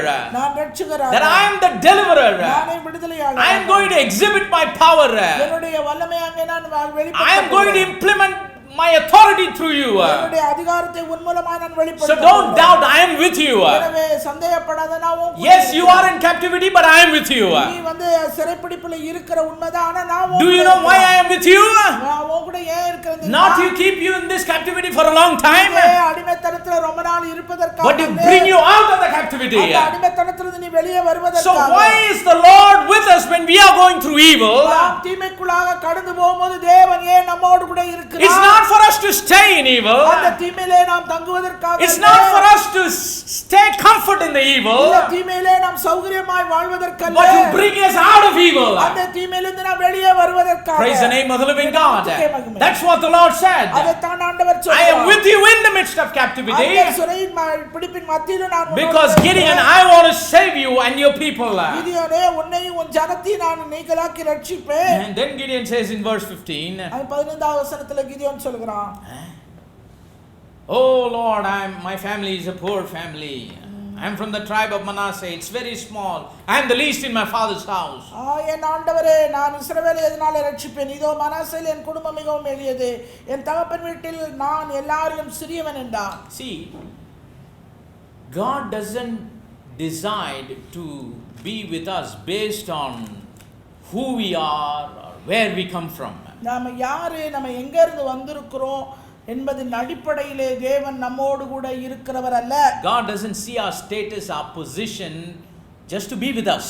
தேவன் நம்முடைய ஸ்தானத்தையோ நாம் இருக்கிற நிலைமை ஸ்டேட்டஸை வச்சு அவர் நம்மோடு கூட இருக்கிறவர். But the people of the world are not like ஆனா that. உலகம் அப்படிப்பட்டதல்ல. People of the world, they see status. அவங்க வந்து ஸ்தானத்தை பார்ப்பாங்க. Not everybody will come and mingle with everyone. எல்லாரும் எல்லாரோடையும் கலந்து போகிறவர்கள் They அல்ல. just see who they are, what they are, அவங்க யாரு, அவங்க எங்க இருந்து வந்திருக்காங்க, how they are, அவங்க எப்படி how இருக்காங்க, wealthy they அவங்க are, எவ்வளவு ஆஸ்தி உள்ளவங்களா how இருக்காங்க, educated they are, எவ்வளவு படித்தவர்களா are they இருக்காங்க, related or not related, அவங்க உறவுக்காரங்களா இல்ல are they உறவினர்களா, friends or not friends. அவங்க சிநேகிதரா இல்லையா. But God, ஆனால் தேவனோ when it comes to His people, அவர் தம்முடைய ஜனத்தினிடத்திலே no matter who we are or what we நாம் are, யார் எப்படிப்பட்டவர்களா இருந்தாலும் He says, "My family is poor. என்னுடைய அவன் கிதியோன் சொல்றான், என்னுடைய குடும்பம் I come from a small tribe called நான் ஒரு Manasseh. சிறிய கோத்திரத்துல Manasseh I am the least in my father's என்னுடைய house." தகப்பன் வீட்டிலேயே நான் இருக்கறதே கடைசி. But the Lord says, ஆண்டவர் சொல்கிறார், verse 16, 16ஆம் வசனம், "Surely I will be with thee, அதுக்கு கர்த்தர் நான் உன்னோட கூட இருப்பேன், and thou shalt smite the Midianites as one man." ஒரே மனுஷனை முறியடிப்பது போல நீ மீதியானியரை முறியடிப்பாய். Praise the name of the living God. நாமத்துக்கே மகிமை. That's why when we read this whole story, அந்த முழு காரியங்களையும் நாம் வாசித்து பார்க்கும்போது Gideon, he selected around 32,000 people முதல்ல அவன் தேர்ந்தெடுத்தது 32,000 பேர் to fight the fight of deliverance from the hands of Midianites. அந்த மீதியானுடைய கரத்திலிருந்து இஸ்ரவேலரை மீட்டு ரட்சிப்பதற்கு. But the Lord reduced that to 22 and then to 10,000 and then to 300. அதன் பின்பாக ஆண்டவர் 22,000 10,000 10,300 ஆக்கினார். And then finally the Lord brought the victory to them. If you read the 7th and 8th chapter, you can read it, by the sword of the Lord and the sword of Gideon. அந்த 7வது 8வது அதிகாரத்துல நீங்க படிச்சீங்கன்னா அந்த 300 பேரை வைத்து தேவன் செய்த காரியம் கர்த்தருடைய பட்டயம் கிதியோனுடைய பட்டயம் என்கிற அதே மந்திரத்தை கொண்டே முடித்தார். Praise the name of the living God. You know, God said, I am with you. ஆண்டவர் சொல்றார் நான் உன் கூட இருக்கேன். Though you are in captivity, நீ அடிமைத்தனத்துக்குள்ள இருக்கிற, I am with you. நான் உன்னோடு கூட இருக்கேன். Why I am with you? ஏன் நான் உன் கூட இருக்கிறேன்? Because I want you to understand நான் உன்னை நீ புரிந்து கொள்வதற்காக that I can deliver you. நான் உன்னை விடுதலையாக்குவேன் என்பது. Praise the name of the living God. நாமத்துக்கே மகிமை. எதெல்லாம் போய் மாட்டினா தான் நம்ம என்ன பண்ண அவர் என்ன பண்ண முடியும்? விடுவிக்க முடியும். மாட்டாத ஒருத்தனை விடுவிக்க முடியுமா? எதிலுமே ஒருத்தன் மாட்டாம இருக்கன்னா அவன் எப்படி தேவனை வந்து விடுவிக்கிறவன்னு நினைச்சிக்க முடியும்? When somebody is not caught in any trap, how can God reveal himself to be the deliverer in his life? எந்த ஒரு கண்ணியிலும் பிடிபடாத எவனை ஆண்டவர் எப்படி அவனை விடுதலையாக்க முடியும்? Praise the name of the living God. Yes, Gideon heard all the things that the Lord did to his forefathers. அவருடைய முற்பிதாக்களுக்கு தேவன் செய்த எல்லா காரியத்தையும் Gideon கேள்விப்பட்டான். What he did in Egypt. அந்த எகிப்திலே என்னெல்லாம் செஞ்சார்? How with a strong and a mighty hand the Lord brought the children of Israel out of the land of Egypt. ஓங்கிய புயத்தினாலும் இஸ்ரவேலரை எப்படி ரட்சித்து மீட்டெடுத்தார் என்பதை But God wanted him to experience in his time to his generation. இப்ப தம்முடைய காலத்திலே தன்னுடைய தலைமுறையினருக்கு தேவன் அவிதமாக செய்யவன் விருப்பமில்லை. Not just to think about all the old things and only talk about it. அந்த பழைய காரியங்கள் நடந்தது செஞ்சது போனது வந்து அதையே நினைச்சு அதுல See, our God is not a talking God, he is an experienced God. நம்முடைய தேவன் வெறும் பேச்சில இருக்கிற தேவன் அல்ல, அவர் அனுபவம். He doesn't want us only to talk about him, but he wants us to experience him in our life. நம்முடைய வாழ்க்கையில அவர் பேசுகிறது மாத்திரமல்ல, நம்மை அனுபவிக்கிறவர்களாய் அவர் மாற்றுகிறார். So when storms come and surround our life, எனவே போராட்டங்கள் வந்து நம்மை சுற்றி சூழும்போது, evil comes and surrounds our life, தீமை நம்மை வந்து சூழ்ந்து கொள்ளும்போது, it's not an indication of God's absence. அது தேவன் இல்லை என்கிறதற்குரிய அடையாளம் அல்ல. Because God has said, I will never leave you nor forsake you. சொல்லி இருக்கிறார், நான் உன்னை விட்டு விலகுகிறதிலே உன்னை கைவிடுகிறேன். He is with us all the time. அவர் எல்லா நாளும் நம்மோடு கூட Even in trials, even in storms. அந்த சோதனை நாளிலும் அந்த தீமை நாளிலும் கூட. He is there in the midst of the storm. அந்த போராட்டங்கள் நடுவில் அவர் நம்மோடு கூட இருக்கிறார். Not to clap his hands when we are for us to be destroyed in the storm. அந்த போராட்டத்தில் நாம் அழிந்து போவதை பார்த்து கை தட்டுவதற்காக அல்ல. But to calm the storms and deliver us from the storm. அவர்கள் எல்லாவற்றையும் அமைதல்படுத்தி அதிலிருந்து நம்மை விடுதலையாக்குவதற்காக. So first of all, எனவே முதலாவதாக to reveal his nature. அவருடைய தன்மையை வெளிப்படுத்துவதற்கு, to reveal his attribute, அவருடைய குணங்களை to reveal his power, அவருடைய வல்லமையை வெளிப்படுத்துவதற்கு, to reveal his might, அவருடைய பலத்தை அவர் வெளிப்படுத்துவதற்கு God uses the storms of our life. நம்முடைய வாழ்க்கையிலே தேவன் போராட்டங்களை அனுமதிக்கிறார். He never leaves us. அவர் ஒரு காலம் நம்மை விட்டு He never escapes from us. அதிலிருந்து நம்மை தப்பி அவர் போகிறது. That's what we read in the life of Job. யோபுடைய வாழ்க்கையிலே நாம் அதைத்தான் வாசிக்கிறோம். He lost everything. அவன் எல்லாவற்றையும் இழந்தான். But what did he say? அவன் சொன்னது என்ன? My Redeemer liveth. என்னுடைய மீட்பர் உயிரோடு இருக்கிறார். How did he get the revelation that God Almighty is the Redeemer of his life? சர்வ வல்லமையுள்ள தேவனே மீட்பர் என்கிற அந்த வெளிப்பாடு அவனுக்கு எப்படி உண்டாயிற்று? If he would have not lost anything in his life, அவனுடைய வாழ்க்கையில் அவன் எதையுமே இழக்காமல் இருந்திருந்தானால், he would have never experienced God Almighty to be the Redeemer in his life. சர்வ வல்லமையுள்ள தேவனே தன்னுடைய வாழ்க்கையின் மீட்பர் என்பதை அவன் ஒரு காலம் அனுபவித்திருக்க முடியாது. So God revealed himself as the Redeemer though he lost everything. அவன் எல்லாவற்றையும் இழந்த போதும் தேவன் அவனுடைய வாழ்க்கையிலே அவர் மீட்பராக வெளிப்பட்டார். Let me tell you, நான் ஒரு காரியத்தை சொல்கிறேன். if you don't understand any scripture, எந்த ஒரு வேத வசனத்தையும் நீங்கள் புரிந்து கொள்ளவில்லை என்றால், God might take you through some path. ஆண்டவர் ஒரு சில பாதைகளுக்குள்ளே உங்களை கொண்டு போவார். Only in that situation, if you read the scripture, you will understand it. Otherwise, you will never understand. அந்த பாதைகளோட போகும்போது நீங்க வேத வசனத்தை வாசித்தீங்கன்னா அது நல்லா உங்களுக்கு மனதில பதியும். சில வேத வசனம்லாம் அவர் கூட்டி போய் அந்த அந்த அந்த போராட்டத்தின் மத்தியில இருந்தா தான் அது புரியும், இல்லட்டா புரியாது. சும்மா பேசலாம். We can all do this talk. எல்லா பேச்சிலே நாம் செய்ய முடியும். But Christian life is not a talk life. ஆனா கிறிஸ்தவ வாழ்க்கை பேச்சு வாழ்க்கை It's இல்ல. a life of experience. அது அனுபவிக்கிற ஒரு காரியம். So God uses those trials and storms and troubles and tribulations of our life. எனவே நம்முடைய வாழ்க்கையிலே உண்டாகிற எல்லா போராட்டங்கள், சோதனைகள், துன்பங்கள், எல்லா தீமையான எல்லா To காரியத்தையும் reveal His nature, His power and His might. தேவன் அதை ஒரு வாய்ப்பாக தருணமாக எடுத்துக்கொண்டு தன்னுடைய வல்லமையை, தன்னுடைய அதிகாரத்தை, தன்னுடைய பலத்தை நம்முடைய வாழ்க்கையில அவர் வெளிப்படுத்துகிறவராக இருக்கிறார். Praise the name of the living God. நாமத்துக்கு Secondly, இரண்டாவதாக when we go through storms in our life, நம்முடைய வாழ்க்கையிலே இந்த போராட்டங்கள் மத்தியிலே கடந்து God போகும்போது never leaves us. தேவன் நம்மை ஒரு காலம் விட்டு விலகுறது He's இல்லை. always with us. அவர் எப்போதும் நம்மோடு கூட இருக்கிறார். When we walk through the rivers, நாம் ஆறுகளுக்கு கூட கடந்து போகும்போது, walk through the fire, அக்னியூடாய் நாம் நடக்கும்போது, says, I am with you. ஆண்டவர் சொல்றார், நான் உங்க கூட இருக்கிறேன். Fire will not burn you. அக்னி உன் பெயர் The பற்றாது. waters will not overflow you. தண்ணீர் உன்மேல் புரளாது. Why? What's the reason? ஏன் என்ன காரணம்? The second reason is அந்த இரண்டாவது காரணம் என்னவென்றால், God wants to show our enemy that He is with us even in our trials. நம்முடைய போராட்டத்திலும் நம்முடைய சோதனையிலும் கூட நம்முடைய எதிராளியை அடையாளம் காட்ட அவர் இருக்கிறார். எதிராளிக்கு ஒரு மெசேஜ் சொல்ல விரும்புறார் ஆண்டவர். விளங்குதா?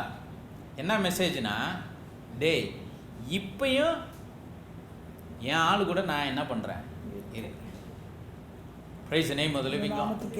See, because the devil he is very tricky. ரொம்ப தந்திரசாலி. And the devil has his own ideas. அவனுக்கென்று சுயமான ஐடியா வைத்திருக்கிறான். He thinks when God's people have everything going good in their life, தேவனுடைய ஜனங்கள் தங்களுடைய வாழ்க்கையிலே சகலமும் சுமூகமாக நன்மையாக நடக்கும்போது they are faithful to God. அவர்கள் தேவனுக்கு விசுவாசம் உள்ளவர்களாக இருப்பார்கள். And he thinks when something starts to go wrong in the life of God's people, தேவனுடைய ஜனங்களுடைய வாழ்க்கையில ஏதாவது ஒரு குறைவு, ஒரு தவறு, ஏதோ ஒரு காரியம் நடந்ததுன்னா, the devil thinks the people can get away from God. பிசாசு என்ன நினைக்கிறான்? அவங்க தேவனை விட்டு தூரமாயிடுவாங்க. That's the idea, the general idea the devil has. பொதுவான idea. And that may be true with a lot of people. இது अनेகரோட இது சரியா பொருந்தி போறதா இருக்கு. But when it comes to the people that are called and chosen by God, தேவனாலே அழைக்கப்பட்டு தெரிந்து கொள்ளப்பட்ட ஜனத்தினிடத்து வரும்போது, it never happens like that. அது இந்த மாதிரி நடக்காது. Whether it's good or bad, அது நன்மையோ தீமையோ, whether things are happening good or going bad in the lives of God's people who are chosen by God, தேவனாலே அழைத்து தெரிந்தெடுக்கப்பட்டவர்களுடைய வாழ்க்கையில அது நன்மையா நடந்தாலும் சரி, தீமையா நடந்தாலும் they will always be faithful to Him. அவர்கள் எப்போதும் தேவனுக்கு உண்மையுள்ளவர்களாக இருப்பார்கள். They never leave God, அவர்கள் தேவனை விட மாட்டார்கள். and also God never leaves them. தேவனும் அவர்களை விட மாட்டார். He is with them no matter what. அது என்ன நடந்தாலும் ஆண்டவர் அவர்களோடு. That's what even the servant of the Lord says. அதனால தான் தேவனுடைய ஊழியக்காரர் Lord, where will I go from your presence and hide myself? சமூகத்தை விட்டு நான் எங்கே போய் ஓடுவேன்?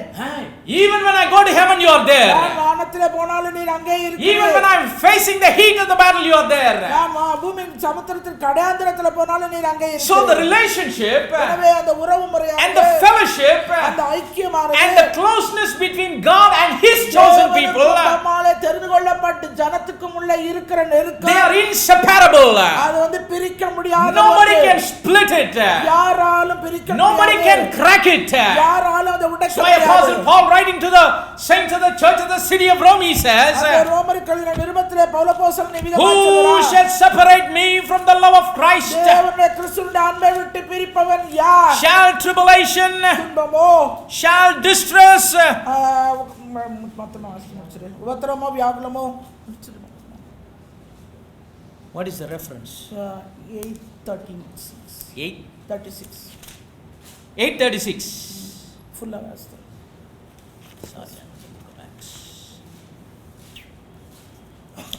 As it is written, எழுதியிருக்கிறபடி, for thy sake we are killed all the day long.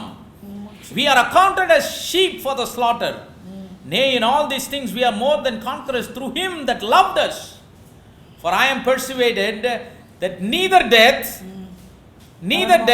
மரணமோ, nor life, ஜீவனானாலும், nor angels, தேவதூதர்களானாலும், nor principalities, அதிகாரங்களானாலும், nor powers, வல்லமைகளானாலும், nor things present, நிகழ்காரியங்களானாலும், nor things to come, வருங்காரியங்களானாலும், nor height, உயர்வானாலும், nor depth, தாழ்வானாலும், nor any other creature எந்த சிருஷ்டியானாலும், shall be able to separate us from the love of God which is in Christ Jesus நம்முடைய our Lord. கர்த்தராகிய கிறிஸ்து இயேசுவுள்ள தேவனுடைய அன்பை விட்டு நம்மை பிரிக்க மாட்டாது என்று நிச்சயித்திருக்கிறேன். So Paul had a resolve in his life. எனவே பவுல் தன்னுடைய வாழ்க்கையிலே He had a resolute faith where he says nothing can separate me. எதுவுமே அவருடைய அன்பை விட்டு என்னை பிரிக்காது என்பதை உறுதியாய் Because he knew that he is called and chosen of God. நான் தேவனாலே அழைக்கப்பட்டு தெரிந்து கொள்ளப்பட்டவன் தான் என்பதை That he is with God and God is with him. தேவன் அவனோடு கூட இருந்தார், அவன் தேவனோடு இருந்தார். Even when he was going around and killing all the Jewish people who are talking about Christ, கிறிஸ்துவை பற்றி பேசிக் கொண்டிருந்த சகல யூத ஜனங்களையும் அவன் கொண்டு குவித்து the Lord was still with him. அவனோடு கூட ஆண்டவர் Though he இருந்தார். was working against God, தேவனுக்கு விரோதமாய் அவன் கிரியை though he was செய்தபோது, kicking against the pricks, as the Lord said,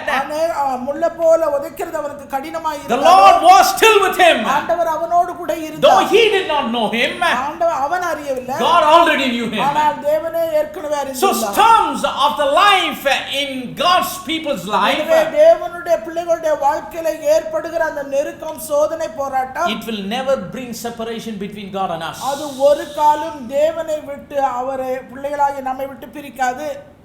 But God wants to give a message to the devil. ஆனால் பிசாசுக்கு அந்த இடத்திலே ஒரு செய்தியை When சொல்ல storm comes and evil comes, விதமாய் போராட்டங்களும் சோதனைகளும் வரும்போது God says, I never leave you nor forsake you. நான் உன்னை விட்டு விலகுகிறதில்லை, உன்னை கைவிடுகிறதில்லை. Now I want to give a message to the devil that I am with you even in your நான் trials. பிசாசுக்கு ஒரு செய்தி சொல்ல விரும்புகிறேன். இந்த பொல்லாப்பிலும், இந்த சோதனையிலும், இந்த போராட்டத்திலும் கூட நான் உன்னோடு கூட இருக்கிறேன் என்பதை. See, why does the devil send evil to us? ஏன் பிசாசு நமக்கு தீமையை அனுமதிக்கிறான்? Why do the devil trap us into all the trials that we go through? ஆனா கடந்து போகிற எல்லா போராட்டத்தையும் பிசாசு ஏன் கொண்டு வருகிறான் நமக்கு? He had two motives. He has two motives. அவனுக்கு இரண்டு விதமான Either we will run away or God will run away. ஒண்ணு நம்ம அவரை விட்டு ஓடணும், இல்ல அவர் நம்மளை விட்டு But ஓடணும். when it comes to those that are called and chosen of God, ஆனால் அவராலே அழைக்கப்பட்டு தெரிந்து கொள்ளப்பட்டவர்கள் the விஷயத்தில் scripture very clearly says, வேதவசனம் மிகவும் தெளிவாக சொல்கிறது, the people never leave God, neither God leaves the people. ஜனங்களும் தேவனை விட்டு விலகல, தேவனும் ஜனங்களை விட்டு விலகல. So in that time what happens? அந்த நேரம் என்ன நடக்கும்? The devil will understand பிசாசு புரிந்து கொள்வான், that his objective is not going to work. அவன் செய்ய போற அந்த காரியம் ஒரு கால No வேலைக்காக, trouble that he can bring, எந்த ஒரு கஷ்டமும் கூட, no evil that he brings to our life, எந்த ஒரு தீமையும் நம்முடைய வாழ்க்கையில, no trials that he brings to our life நம்முடைய வாழ்க்கைக்கு நேரா எந்த ஒரு will போராட்டமும் be able to separate God and us. அது தேவனை நம்மை விட்டு ஒரு காலம் பிரிக்காது. Praise the name of the living God. If we go to Daniel chapter number 3, தானியேல் தீர்க்கதரிசன புத்தகம் 3வது அதிகாரம், we read about the three Hebrew brothers. நாம் அங்கே 3 எபிரேய வாலிபர்களை பற்றி நாம் அறிவோம். We read about them when their faith was challenged. அவருடைய விசுவாசம் அங்கே சவாலாகப்பட்டது. When Shadrach, Meshach, Abednego, Shadrach, Meshach, Abednego என்ற when they refused to bow down to the image that the king built, அங்கே ராஜா நிறுத்தின அந்த பொற்சிலையை வணங்க அவர்கள் மறுத்தபோது, they were threatened to be put in a fiery furnace. அவர்கள் அக்கினி சூளையிலே போடப்பட போவதாக பயமுறுத்தப்பட்டார்கள். We all know about this story. இது எல்லாத்தையும் நமக்கு நன்றாக தெரியும். And these three Hebrew brothers இந்த said, 3 எபிரேய வாலிபர்கள் சொன்னார்கள், we are not careful to answer to thee in this matter. இந்த காரியத்தை குறித்து உமக்கு உத்தரவு சொல்ல எங்களுக்கு There is அவசியமே no இல்லை, need for us எங்களுக்கு அவசியமே கிடையாது. to have a second thought because of your threatening. பயமுறுத்தனால நாங்க ரெண்டாவது தடவை யோசிப்போங்கற மறந்துரு. Whether you put us in the furnace or not, we are not going to bow down to this image. வந்து போட்டாலும் சரி போடாட்டாலும் சரி நாங்க வணங்க மாட்டோம். We bow down only to the Almighty God and what He says. தேவனை மாத்திரமே அடிபணிவோம். And the scripture says, வேதவசனம் சொல்லுகிறது, before the furnace was heated, ஏற்கனவே சூடா இருந்த அக்கினி சூளை, before the furnace was heated, சூடாக்குவதற்கு முன்பாக the king was heated up. Raja சூடாயிட்டாரு. The wrath of the king was heated up. அந்த ராஜாவுக்கு கடும் கோபம் உண்டது. He felt like he was sitting in an electric chair. அவன் ஒரு மின்சார சேர்ல உட்கார்ந்தது போன்ற ஒரு உணர்வு. How dare you say this?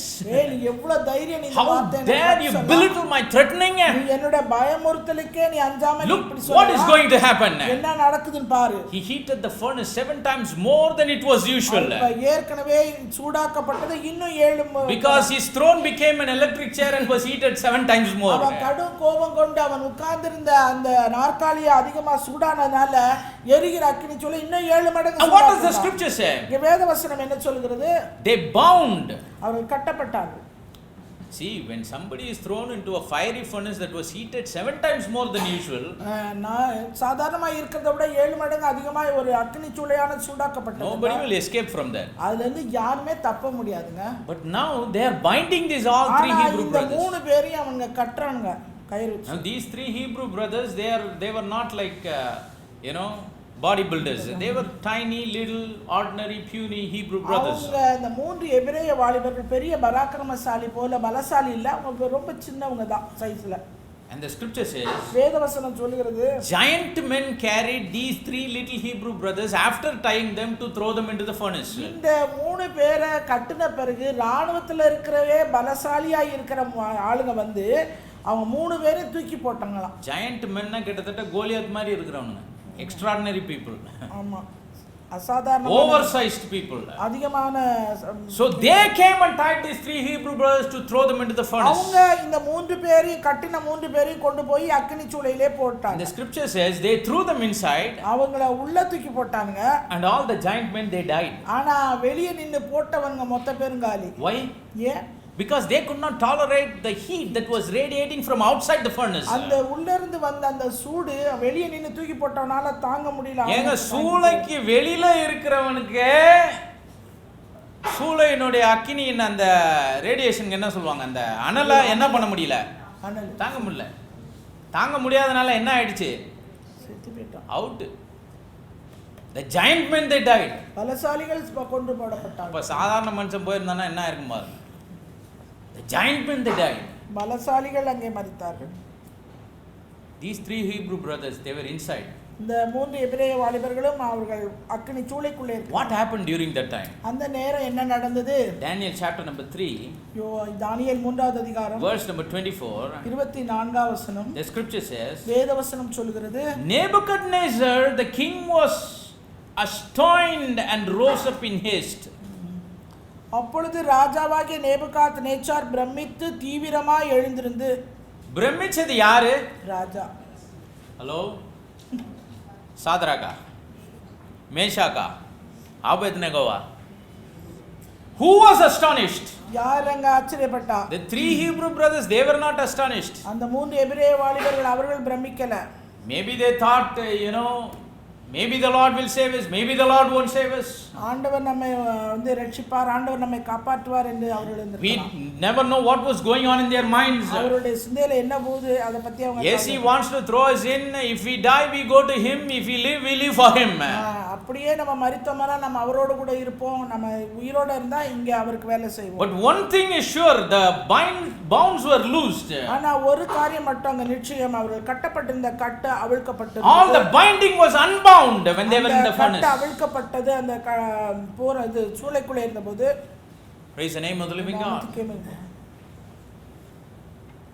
Nebuchadnezzar was astonished. ராஜா ஆச்சரியமாய். Why? What's the reason? ஏன், என்ன காரணம்? Because he saw what was happening inside. உள்ள என்ன நடக்குங்கிறத அவர் பார்த்துட்டார். He rose up in haste and spake and said unto his counselors, Did not we cast 3 men bound into the midst of the fire? அப்பொழுது தன் மந்திரிமார்களை 3 புருஷரை அல்லவா கட்டுண்டவர்களாக அக்கினியிலே போடுவித்தோம் என்றார்.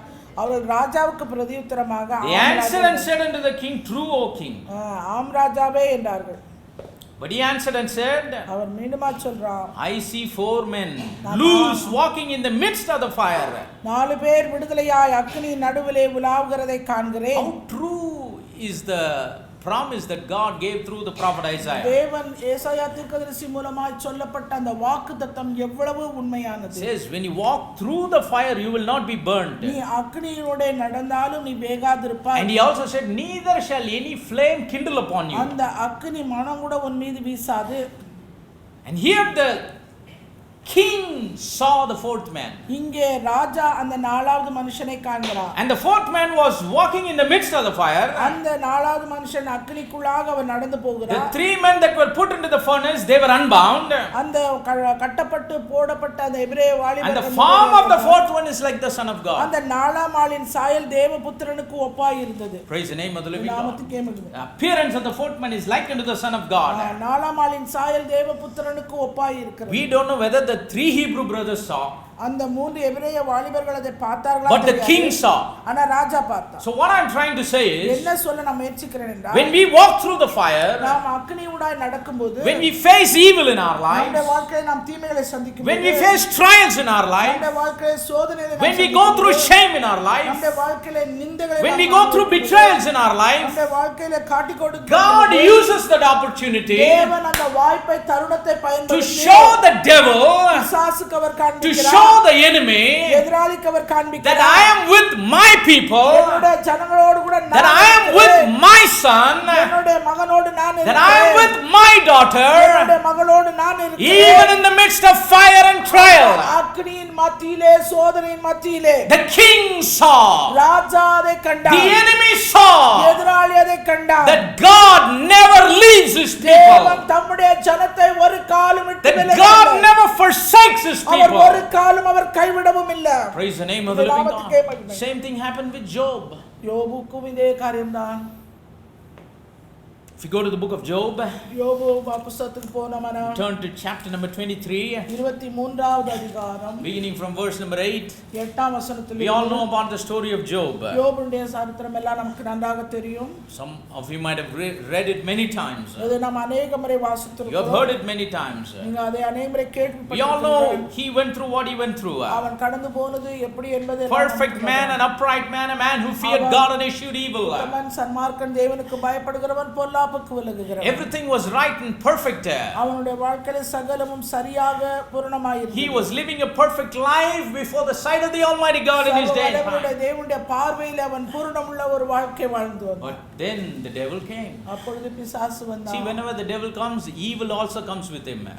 எப்பெல்லாம் sorry Whenever the devil comes, evil also comes with him. பிசாசு வரும்போது தீமை அவனோட கூட வந்துருது. Because the evil, ஏனென்றால் அது devil, he always carries the baggage of evil with him wherever he goes. அவன் எங்கெல்லாம் போறானோ டெவில் அப்பெல்லாம் அந்த ஈவில் அந்த He தீமையை said, Lord, going to and fro, from where did you come, man? நீ இங்கே அங்கே போய் ஊருங்கெல்லாம் சுத்திட்டு எங்க இருந்து வர? He says, I want to touch the life of Job. அப்பா ஆண்டவரை பத்தி சொல்றான், நான் யோபுடைய வாழ்க்கை. What was his motive? அவனுடைய நோக்கம் என்ன? His motive was not to, have all of his wealth for himself. அவனுடைய ஆசையெல்லாம் தனக்கு கொள்ள வேண்டும் என்பதல்ல. He did not, lust after his cattle and his children and his servants and all the things that Job lost in his life. அவனுடைய பிள்ளைகள் மீது அவனுக்கு கொண்டிருக்கிற இச்சையும் அல்ல. Motive என்ன? நோக்கம் என்ன? That Job must curse God to his face. முகத்துக்கு நேரா தேவனை தூஷிக்கணும். எந்த தேவனை யோபு வணங்குறாரோ அந்த தேவனை யோபு என்ன பண்ணணுமா? தூஷிக்கணுமா? இதுதான் அவனுடைய target. This is his target, this is his motive. இதுதான் அவனுடைய இலக்கு, இதுதான் அவனுடைய நோக்கம். He doesn't desire anything that Job lost actually in his life.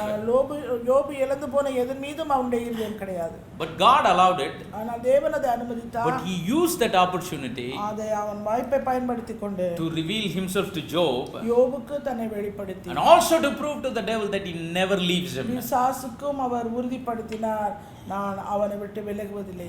When Job was answering one of his friends, தன்னுடைய சிநேகிதர்களுக்கு யோபு பதில் சொல்லும்போது, Job lost everything except his life. அவனுடைய ஜீவனை தவிர எல்லாவற்றையும் அவன் இழந்து போனான்.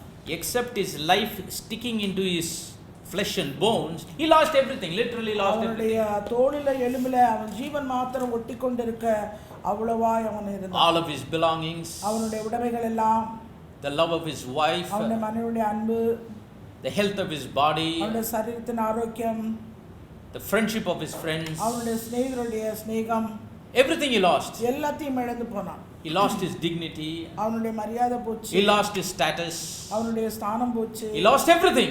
எல்லாவற்றையும் இழந்து போனான். All that he had was அவன் கொண்டிருக்கிற எல்லாமே God and God alone. தேவன் மாத்திரமே. He knew that God was with him. ஏனென்றால் அவன் அறிந்திருந்தான் தேவன் தன்னோடு கூட இருக்கிறார். Do you know what he said? அவன் என்ன தெரியுமா சொன்னான்? Job 23 and in verse 8, யோபு 23:8 he is talking about 4 directions: 4 திசையை பற்றி சொல்லுகிறான். forward, backward, left and right. முன்னாடி பின்னாடி இடது வலது. He says in verse number 8, behold, I go forward, but he is not there. இதோ நான் முன்னாக போனாலும் அவர் இல்லை. முன்னாடி போனப்ப அவரு இல்ல. இல்லையா? Then he says, and backward, but I cannot perceive him. பின்னாக போனேன், அவரை போனாலும் அவரை காணேன். முன்னாடி போனா கான்ஃபிடென்ட்டா அவர் இல்லைன்றாரு. பின்னாடி போனா அவரை பார்க்க முடியலன்றார். அப்படின்னா என்ன அர்த்தம்? அவர் இருக்கலாம், எனக்கு என்ன பண்ணல தெரியல.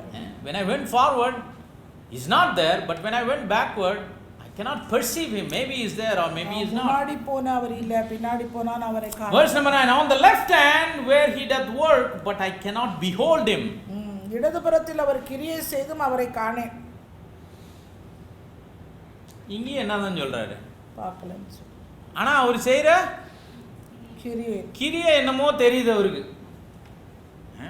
He is perceiving something that the Lord is doing, but he cannot says, I cannot behold him. ஆண்டவர் செய்த அந்த கிரியை ஏதோ ஒன்று அவரால் அறிய முடியாதானால் அவரை காண. And finally he says, he hideth himself on the right hand that I cannot see him. வலதுபுறத்தில் நான் அவரை காணாதபடிக்கு ஒளித்திருக்கிறார். அவர் வந்து இருக்கிறாரு, ஆனா ஒளிஞ்சிக்கிறாருன்றார். இவர் என்னமோ வளர்ற மாதிரி இருக்குதுல்ல. அவர் போன பாதையில் நம்ம போனாதான் தெரியும் இதோட அர்த்தம். Only if people go through the path that he went through, then only they will understand the meaning of those words. யோபு கடந்து போன பாதையை நாம் கடந்து போனாதான் அவர் சொன்ன வார்த்தையின் அர்த்தம் நமக்கு என்னது? I go forward, he is not there. நான் முன்னாக போனாலும் அவர் இல்லை. Go backward, I cannot perceive him. பின்னாக போனாலும் அவரை காணேன். On the left he does work, but I cannot see him or behold him. அவர் கிரியை செய்தும் அவரை காணேன். He hideth himself on the right hand. வலதுபுறத்திலும் நான் அவரை காணாதபடிக்கு அப்ப வலதுபுறத்துல அவர் உறுதிக்கே வந்துட்டார். அவர் இருக்கிறாரு, ஆனா ஒளிஞ்சிருக்கிறாரு. எனக்கு என்ன பண்ணல தெரியல. Almost he came to a point of confessing he is there on the right hand, but I cannot see him because he is hiding himself. வலதுபுறத்தில் அவர் இருக்கிறதாகவும் தான் அவர் அறியாம காண முடியாதபடி அவர் அங்கே ஒரு. And look at the confidence he has in verse number 10. 10வது வசனத்தில் அவர் சொல்லுகிற நம்பகத்தன்மை. But he knoweth the way that I take. ஆனாலும் நான் போகும் வழியை அவர் அறிவார். When he hath tried me, I shall come forth as gold. அவர் என்னை சோதித்த பின் நான் பொன்னாக. So he knew that God was with him. ஆண்டவர் அவரோடு கூட இருக்கிறார் என்பதை அவர் அறிந்தார். He never left him. அவரை விட்டு விலகவில்லை. That he knows him. அதை அறிந்திருந்தார். Knows the path in which he was traveling. அவர் எந்த பாதையிலே கடந்து போகிறார் என்பதையும் அவன் அறிந்திருந்தார். Because he is with him. அவனோடு அவர் இருப்பதனால he had the confidence that he is going to come forth as gold. அவன் பொன்னாக திரும்ப வருவேன் என்கிற ஒரு நம்பகத்தன்மை உண்டானது. Praise the name of the living God. That's why when the Lord is with us in our trials, நம்முடைய சோதனைகளிலே தேவன் நம்மோடு கூட இருக்கிறார். He is not with us in our trials so that he can prepare our mind to adapt ourselves into the trials. அந்த சோதனையை நம்ம ஏற்றுக்கொள்ளும்படியா அவர் இல்லைன்னு நம்ம நினைச்சிட கூடாது. But he is there with us, present with us in the midst of the trials, so that he can deliver us out of the trials. சோதனைகளின் மத்தியிலே அவர் நம்மோடு கூட இருக்கிறார், அதிலிருந்து நம்மை விடுவிக்கும்படியா. Praise the name of the living God. First of all, to reveal his nature, his power and his might. முதலாவது தம்முடைய பலத்தை, தன்னை, அதிகாரத்தை, வல்லமை வெளிப்படுத்துவதற்காக அவர் அனுமதிக்கிறார். When the Lord is with us in the midst of the trials. Secondly, he shows the enemy that he is with us even in our trials. அந்த எதிராளிக்கு அவர் நம்மோடு கூட இருக்கிறார் என்பதை காண்பிப்பதற்கு அனுமதிக்கிறார். Praise the name of the living God. Thirdly, மூன்றாவதாக, when the Lord is with us in the midst of trials and evil that we go through in our life, நம்முடைய வாழ்க்கையிலே நாம் கடந்து போகிற போராட்டங்கள், தீமைகள், இவைகளுக்கு மத்தியிலே he uses that opportunity தேவன் அந்த வாய்ப்பை அவர் பயன்படுத்திக் கொள்கிறார். to direct our life towards his will. அவருடைய சித்தத்தின் பாதைக்கு நேராக நம்மை வழிநடத்துவதற்காக. Many times trials have become the turning point in the life of God's people towards the will of God. தேவனுடைய ஜனங்களுடைய வாழ்க்கையிலே உண்டாகிற இந்த சோதனைகள், இந்த தீமைகள் எல்லாம் அவருடைய சித்தத்தின் பாதைக்கு அவர்களை கொண்டு போவதற்காக, திசை திருப்புவதற்காக God uses that as a turning point. அதை ஒரு திருப்புமுனையாக தேவன் அதை உபயோகப்படுத்துகிறார். Praise the name of the living God. Many times God's people are the ones that are ordained to live in the will of God. ஏனால் தேவனாலே தேர்ந்தெடுக்கப்பட்ட அவருடைய ஜனங்கள் மாத்திரமே அவருடைய சித்தத்தின்படி வாழ நியமிக்கப்பட்டார்கள். Apostle Paul writing to Corinthians, he says, we are his workmanship. நாம் அவருடைய கையின் கிரியைகளாய் நாம் இருக்கிறோம். Created in the image of God. தேவனுடைய சாயலை போல சிருஷ்டிக்கப்பட்டோம். That he has foreordained all the good works in which we need to walk. நாம் எந்த நற்கிரியைகளிலே நடக்க வேண்டும் என்று அவர் உலக தோற்றத்துக்கு முன்பாக அவைகள் எல்லாம் நமக்கு ஏற்படுத்தினார். Praise the name of the living God. So as we are living our life on this earth, இந்த பூமியிலே நாம் வாழ்கிற இந்த வாழ்க்கையிலே as sons and daughters of God, தேவனுடைய குமாரராய், we குமாரத்திகளாய் need to walk in those good works. அந்த நற்கிரியைகளின் பாதையிலே நாம் நடக்க வேண்டும். We need to walk in that path of life. அந்த ஜீவனுள்ள பாதையிலே நாம் நடக்க வேண்டும். We need to walk in the way that God Almighty has paid for us. தேவன் நமக்கென்று நியமித்திருக்கிற பாதை எதுவோ அந்த பாதையிலே நாம் நடக்க வேண்டும். Christ is that way. கிறிஸ்துவே அதன் வழியாய் இருக்கிறார். And he is the living word. அவர்தான் ஜீவ வார்த்தையாய் இருக்கிறார். And the word of God is the way in which we need to walk in the life that we are living in him.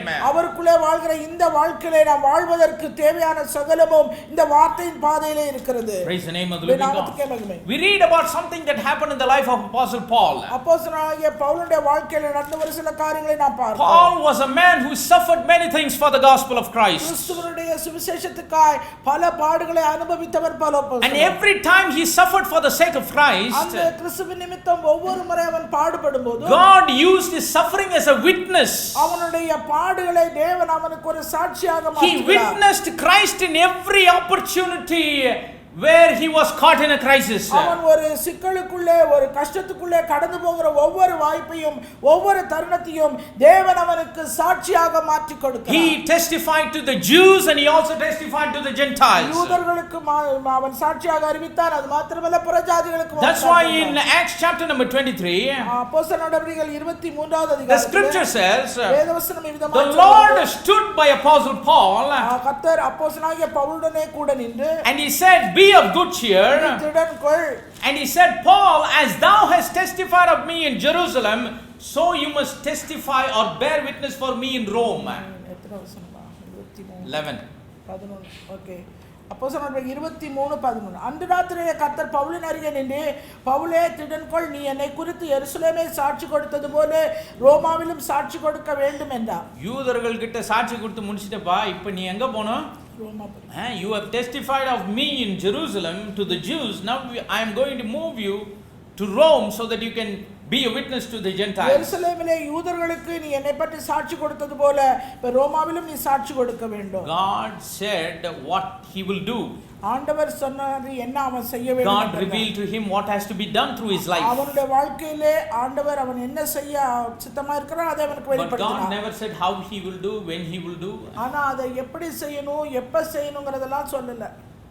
But actually when we go to chapter number 27, ஆனா 27வது அதிகாரத்துக்கு போனீங்கன்னா Paul is making plans to go to Rome. ரோமாபுரி போவதற்கு பவுல் அங்கே ஒரு திட்டம் எடுக்கிறார். In fact, he is one of the prisoners. He was going with the prisoners to go to Rome. அங்கே ரோமாபுரிக்கு போகும்போது சிறை கைதிகளோடு கைதியாக அவர் போய் கொண்டிருக்கிறார். See, because God had his will and plan in his life so that he should be a witness for him in Rome. அவனை குறித்து தேவனுடைய ஒரு நோக்கமும் தீர்மானம் திட்டம் இருந்ததனால அவன் ரோமாபுரிக்கு ஆண்டவருக்கு சாட்சியாக போக வேண்டும் என்பதாக Paul became a prisoner under the hand of this centurion called Augustus band so that he can be taken to Rome. அவன் அந்த அகஸ்டஸ் என்கிறவராலே பிடிக்கப்பட்டு கொண்டு போகப்படுகிறான் கைதியாக. Acts chapter number 27 verse number 1 says, அப்போஸ்தலர் நடவடிக்கைகள் 27:1 and when it was determined that we should sail into Italy, which is a country that has the Rome as a city, they delivered Paul and certain other prisoners unto one named Julius, a centurion of Augustus band. நாங்கள் இத்தாலியா தேசத்துக்கு கப்பலேறி போகும்படி தீர்மானிக்கப்பட்ட போது பவுலையும் காவலில் வைக்கப்பட்டிருந்த வேறு சிலரையும் அகுஸ்து பட்டாளத்தைச் சேர்ந்த யூலியு என்னும் பெயர் கொண்ட 110 இடத்தில் ஒப்புவித்தோம். And they entered into a ship in verse number 2. அந்த இரண்டாவது வசனத்துல அவங்க ஒரு கப்பலுக்குள்ள போனாங்க. And the scripture says they had a plan, they had a sailed route to go into Rome. அந்த ரோமாபுரிக்கு போவதற்குரிய அந்த போகக்கூடிய பாதை அவர்களுக்கு maybe the ship was not a direct ship, they had to change ships so that they can finally reach the destination which is Rome.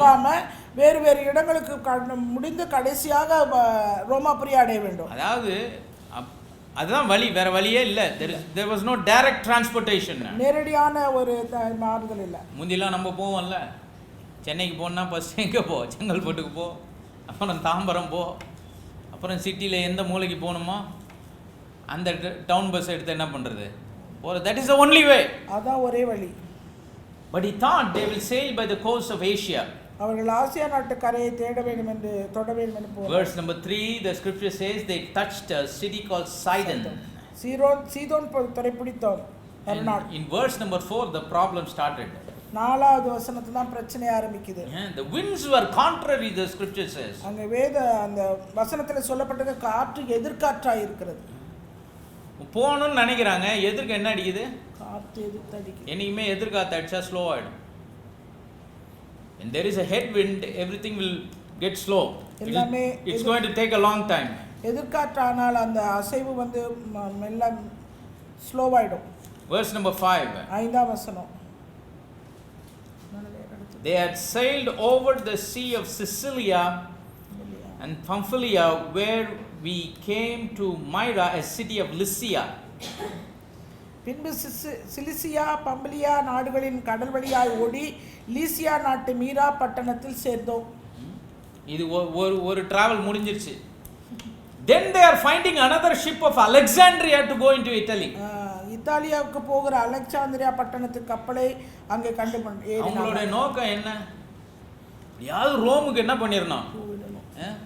The centurion had a desire to take all the prisoners to Rome. எல்லா சிறை கைதிகளையும் ரோமுக்கு எடுத்துட்டு போங்கிறது அந்த நூற்றுக்கு அதிபதியுடைய நோக்கம். But Paul had in his mind, oh, the Lord has said that I have to be a witness to those that are in Rome. மாத்திரம் ஒரு காரியம் ஆண்டவர் தன்னிடத்துல சொன்னது, நீ ரோமாவிலும் எனக்கு நீ சாட்சியா இருக்கணும்னு சொன்னார். Let's go to Rome. Rome was in his mind because God has said. சிந்தையிலே ரோம் மாத்திரமே இருந்தது ஆண்டவர் சொன்னதுனால. Verse number 7, the scripture says the sail became very slow. காற்றுங்களை தடுத்தபடினால ரொம்ப மெதுவாயிடுச்சு. Verse number 14, there arose against it a tempestuous wind called Euroclydon. கொஞ்ச நேரத்துக்குள்ளே யூரோக்ளிதோன் என்னும் கடும் காற்று அதில் மோதிற்று. ஏற்கனவே மந்தமா இருக்கு டிராவல், இதுல என்ன வேற வந்துருச்சு?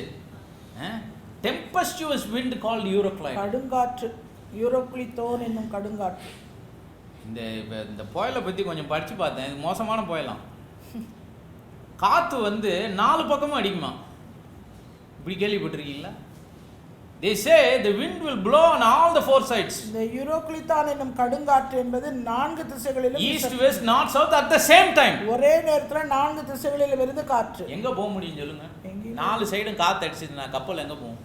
Where will the ship go if the wind constantly blows on all the 4 sides at the same time? கப்பலுக்கு எதிராய் 4 திசைகளிலும் இருந்து ஒரே நேரம் காற்று அடித்தால் கப்பல் எந்த இடத்துல? You will never go anywhere. You will be in the same place where you are. அது எங்கேயுமே போகாது, அது இருந்த இடத்திலே அப்படியே இருக்கும். You may oscillate between front and back, left and right. நீங்க முன்னாடி பின்னாடி அசைஞ்சு வலது இடது பக்கம் அசைஞ்சிட்டு இருப்பீங்க. Then we all know what happened with this this tempestuous wind called Euroclydon. இந்த யூரோக்ளிதான் காற்றினால நடந்தது என்ன என்பது எல்லாருக்கும் நன்றாக தெரியும். This led their ship to be caught in an accident. அங்கே ஒரு விபத்துக்குள்ளானது கப்பலானது. கப்பலே என்ன ஆயிருச்சு? விபத்தாயி அது என்ன ஆயிடுச்சு? பீஸா போயிடுச்சு. பீஸா போன உடனே என்ன ஆகுது? அவங்க ஒரு தீவுக்கு போறாங்க. எங்கேயோ கரை ஒதுங்கி ஒவ்வொருத்தன் அந்த அது என்ன சொல்றது, அந்த உடைஞ்சி போன அந்த they somehow escaped through those by catching those broken pieces. உடைந்து போன அந்த கப்பலுடைய பலகைகளை வச்சுக்கொண்டு அப்படியே to get into the nearest shore. இருக்கிறதுல எங்க கரை கிட்ட இருக்கோ அந்த கரைக்கு போனாங்க. And that place was Melita, which is Malta today.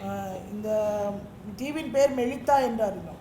The scripture says in verse number 1, when they had escaped, they knew that the island was called Melita, which is Malta. அவர்கள் எல்லாரும் தப்பி கரை சேர்ந்த பின்பு அந்த தீவின் பேர் மெலிதா என்று அறிந்தோம். Then we all know about the serpent that came into the hands of Paul, and he kind of brushed it out in the fire. And everybody thought he was God. அதன் பின்பாக குளிருக்காக அனல் போட்டப்ப அந்த கட்டையில இருந்து ஒரு விஷப்பூச்சி வந்த விரியன் பாம்பு பவுலோட கையில மாட்டிச்சு, அதை உதறி போட்டுட்டு அவர் ஒன்று சேதமாகாம இருந்ததெல்லாம் அந்த ஜனங்க பார்த்தாங்க. And Paul had an opportunity to stay with the chief man on the island called Publius. அந்த தீவுக்கு முதலாளியாகிய Verse number 7. அந்த தீவுக்கு முதலாளியாகிய புபிலியு என்பவனோட பேர் கொண்டவனுடைய நிலங்கள் அந்த இடத்துக்கு சமீபமா வந்து அவனோட இருந்தான். So while he was there, the father of the chief man of the island, he was sick of fever and of a bloody flux. புபிலினுடைய தகப்பன் ஜுரத்தினாலும் இரத்த பேதினாலும் வருத்தப்பட்டு கிடந்தான். To whom Paul entered in and prayed and laid his hands on him and healed him. Pavul அவனிடத்திற்கு போய் ஜெபம் பண்ணி அவன் மேல் கைகளை வைத்து அவனை குணமாக்கினான். And after this was done, so many sick people came. இந்த அப்பாவுக்கு ஜோமணி சோமார் வந்து அந்த தீவுல இருந்த நிறைய பேர் வந்து. Verse number 9 says many people had diseases in this island called Melita, and they came and they were healed. மெலிதா தீவிலே இது நடந்த பின்பு மெலிதா தீவிலே இருந்த மற்ற வியாதிக்காரர் வந்து குணமாக்கப்பட்டார்கள். Verse number 10 says, and because of this they were honored with many honors, and when they departed they laded them with such things as were necessary. அவர்கள் எங்களுக்கு அநேக மரியாதை செய்து நாங்கள் கப்பலேறி போகிற போது எங்களுக்கு தேவையானவைகளை ஏற்றினார்கள். ஏன்னா ஆக்சிடென்ட்ல எல்லாம் போயிடுச்சு, எல்லாம் ஓட்டாண்டி ஆயிட்டாங்க. They lost everything in the shipwreck. அந்த கப்பல் சேதத்துல எல்லாவற்றையும் அவர்கள் இழந்து போனார்கள். Still they have to cover a considerable amount of distance to get into Rome. இன்னும் அவர்கள் ரோமுக்கு போய் சேர்வதற்கு ஒரு அளவு தூரம் இருக்கிறது. But these people, ஆனா இந்த ஜனங்க, to whom Paul ministered, அந்த பவுல் ஊழியம் செய்த அந்த ஜனங்க, they laden with things that were necessary for their travel to go to their final destination. அவர்கள் இறுதி இலக்கை அடைவதற்கு அந்த பிரயாணத்தில் அவர்களுக்கு என்னவெல்லாம் தேவையோ அது எல்லாத்தையும் அவங்க கொடுத்தாங்க. Do you know how many days Paul was there? எத்தனை நாட்கள் பவுல் இருந்தார் தெரியுமா? Paul had about 3 months of ministry in that place. அந்த இடத்துல 3 மாதம் ஊழியம் அவர். Verse number 11 says, after 3 months we departed in the ship of Alexandria to pursue their travel to Rome. 3 மாதம் சென்ற பின்பு அந்த தீவிலே மழைக்காலத்துக்கு தங்கின மிதுனம் என்னும் அடையாளமுடைய அலெக்சாந்திரியா பட்டணத்துக்கு கப்பலிலே நாங்கள் ஏறி. So in the beginning of chapter number 27, அந்த அப்போஸ்தலர் 27 ஆரம்பத்துல everybody had their mind fixed on Rome. We have to go to Rome. எல்லாரும் ரோமுக்கு போறோம்ங்கற அந்த இதுல அவங்க எண்ணத்துல. Centurion had a responsibility to hand over all the prisoners to Rome. அந்த நூற்றுக்கு அதிபதியோட பொறுப்பு என்ன? எல்லா கைதிகளையும் கொண்டு போய் ரோம்ல ஒப்படைக்கணும். And Paul thought in his mind, oh, in chapter 23 the Lord said I must testify in Rome. 23வது அதிகாரத்துல ஆண்டவர் என்ன சந்தித்து நீ ரோம்ல சாட்சி சொல்லணும்.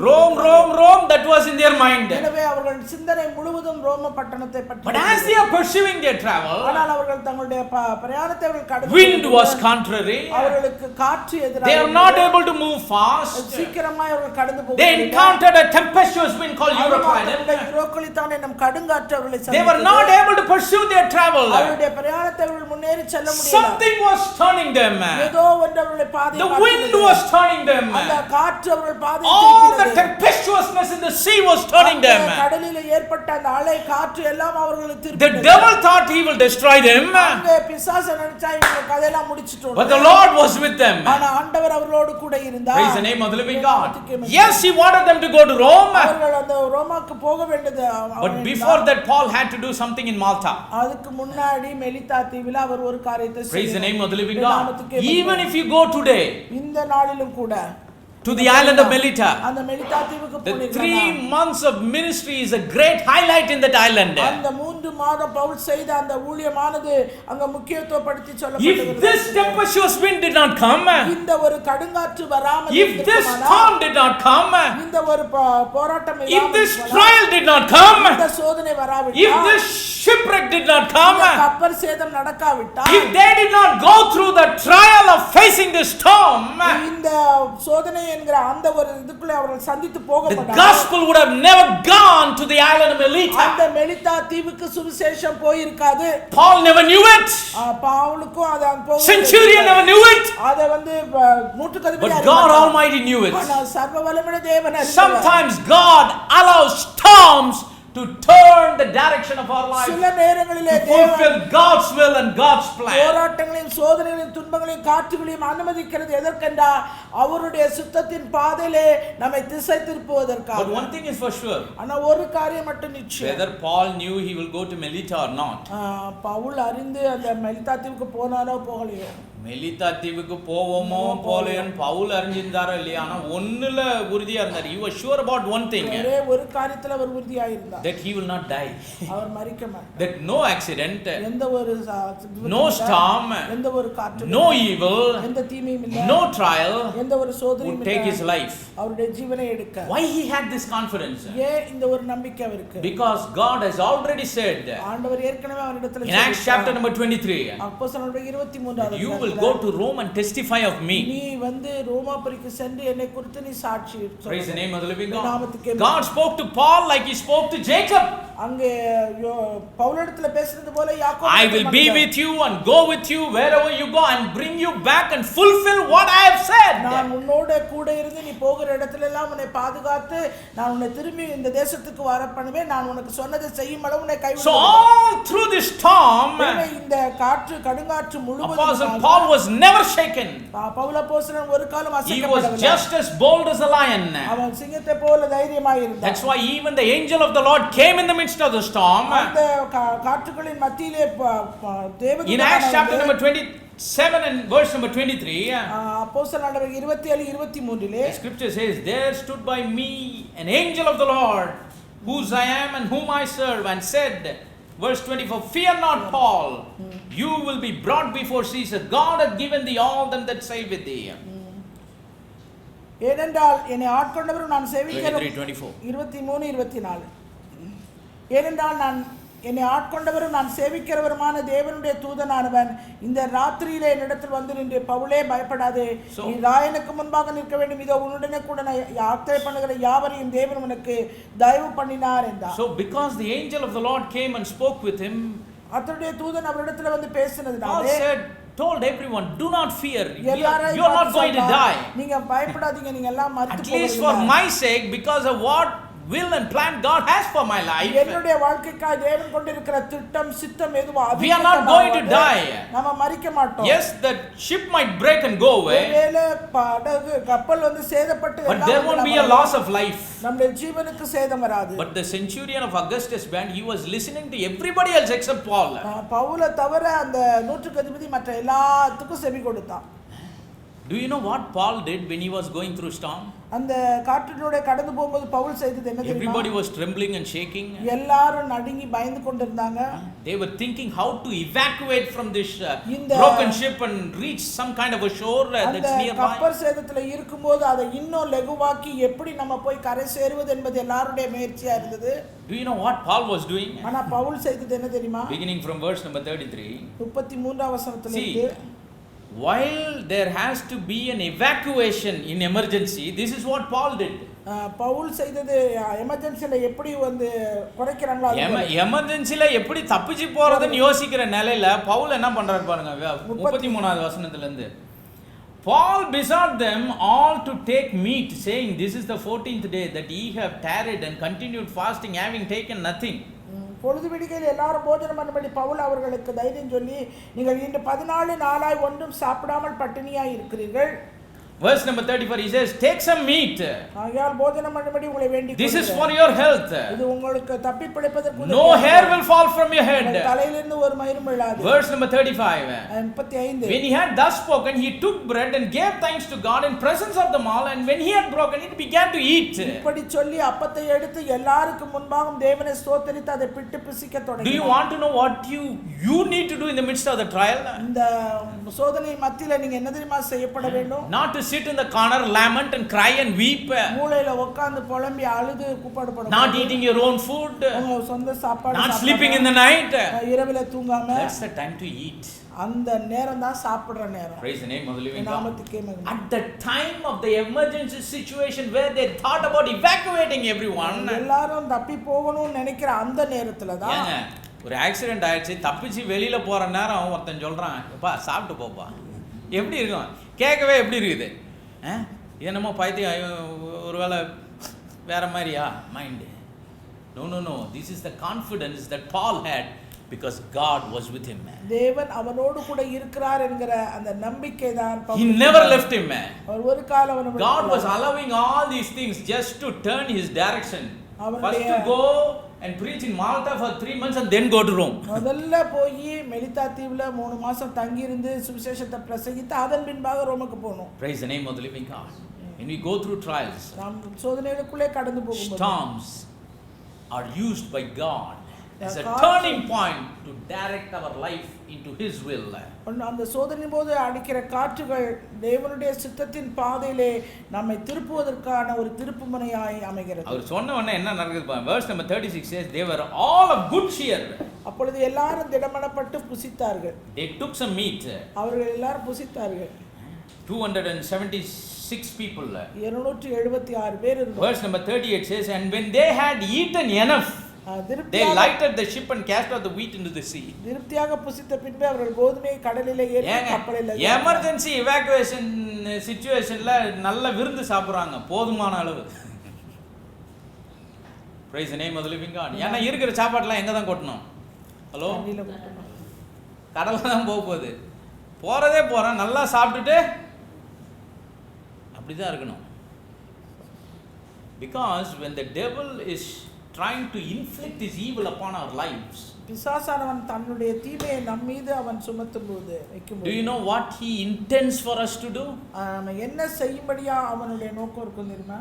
He wants us not to eat. நாம சாப்பிட கூடாது. He wants us not to sleep. நாம தூங்க கூடாது. He wants us not to be happy. நாம் சந்தோஷமா இருக்க கூடாது. He wants us not to be of good cheer. நல்ல ஒரு திடமா இருக்க. அதான் அவன் target. That is his target. அவனுடைய இலக்கு அதுதான். But when evil comes, ஆனா தீமை வரும்போது, when you start to do what the devil is expecting you not to do, நீ என்ன செய்ய வேணும்னு பிசாசு நினைக்கறானோ அதுக்கு விரோதமா, when you start to eat more, நீ அதிகமா சாப்பிட்டு, when you start to sleep with good peace of God, தேவனுடைய சமாதானத்தோடு நீ நல்லா having the confidence that He is with you, அவர் உன்னோடு கூட இருக்கிறார் என்கிற நம்பிக்கையோடு, அவனுக்கு எப்படி இருக்கும்னு நினைக்கிறீங்க? பைத்தியம் முடிச்சு ஓடிடுவான். தான் முடிய தானே பிச்சுக்கிட்டு என்ன பண்ணுவான்? Praise the name of the living God. That is how we need to face our trials. நம்முடைய சோதனையை நாம் சந்திக்க வேண்டிய விதம் அதுதான். Because storms are not an indication of God's absence. அந்த போராட்டங்கள் நமக்கு விரோதமாய் வருகிற காற்றுகள் தேவன் நம்மோடு கூட இல்லை என்கிறதை வெளிப்படுத்துகிறது. Because He has said, I will never leave you nor forsake you. ஏனென்றால் அவர் சொல்லி இருக்கிறார், நான் உன்னை விட்டு விலகுவதில்லை, உன்னை கைவிடுவதில்லை. We'll continue next week. நாம் தொடர்ந்து அடுத்த வாரம். Let us all stand. நாம் யாவரும் எழுந்து நிற்போம். Let us lift up our hands and lift up our hearts and thank God for these words of life. நம்முடைய கரத்தை நம்முடைய இருதயத்தை ஆண்டவருக்கு நேராக ஏறெடுத்து தேவனுடைய ஜீவனுள்ள வார்த்தைக்கு ஆண்டவருக்கு நாம் நன்றி செலுத்துவோம்.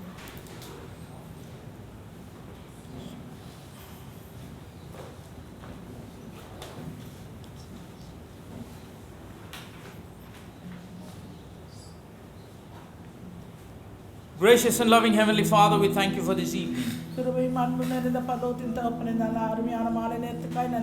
Thank you, Lord, for the opportunity that you gave us to hear that you are a God who never leaves us nor forsakes us.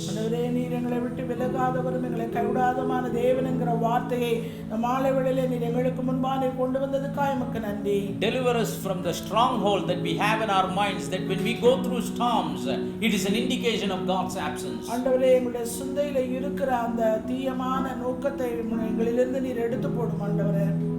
That when storms come, God leaves us. Help us to have the confidence in what you have said. I will never leave you, no matter what.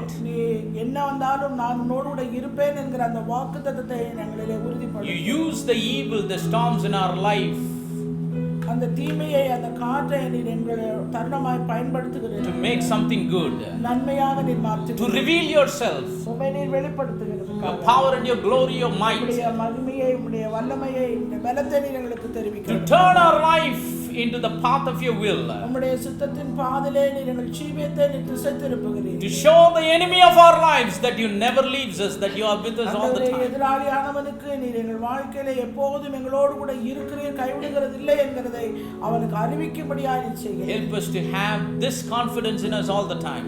இந்த விதமான ஒரு நம்பிக்கை, நம்பகத்தன்மை எப்போதும் எங்கள் வாழ்க்கைக்குள்ளே, that you never leave us nor forsake us. ஆண்டவரே நீர் எங்களை ஒரு காலம் விட்டு விலகுறதில்லை, ஒரு காலம். Bless your people that gathered here. கூடி வந்திருக்கிற நம்முடைய ஜனத்தை நீர் ஆசீர்வதியும். Grant to them their heart's desires. அவர்கள் இதயத்தின் வாஞ்சையை அவர்களுக்கு நிறைவேற்றி தாரும். They disperse and go back to their homes. அவர்கள் தங்கள் வீடுகளுக்கு கடந்து போகும்போது pray that your grace and your presence and your protection will be with them and go with them. உம்முடைய கிருபை, உம்முடைய பாதுகாப்பு, உம்முடைய பராமரிப்பு அவர்களோடு கூட தங்கி இருக்க வேண்டுமாய் ஜெபிக்கிறேன். We declare that all the glory, honor and praise belong to you and you alone. சகல துதி கன மகிமை மேன்மேல் நாமக்கு ஒருவருக்கே உண்டாகட்டும். For we ask all of this wonderful blessings in the precious name of the Lord Jesus Christ. எல்லா ஆசீர்வாதங்களையும் வெளியேற பெற்ற நம்முடைய நாமமாகிய இயேசு கிறிஸ்துவின் நாமத்தினாலே கேட்கிறேன். Amen.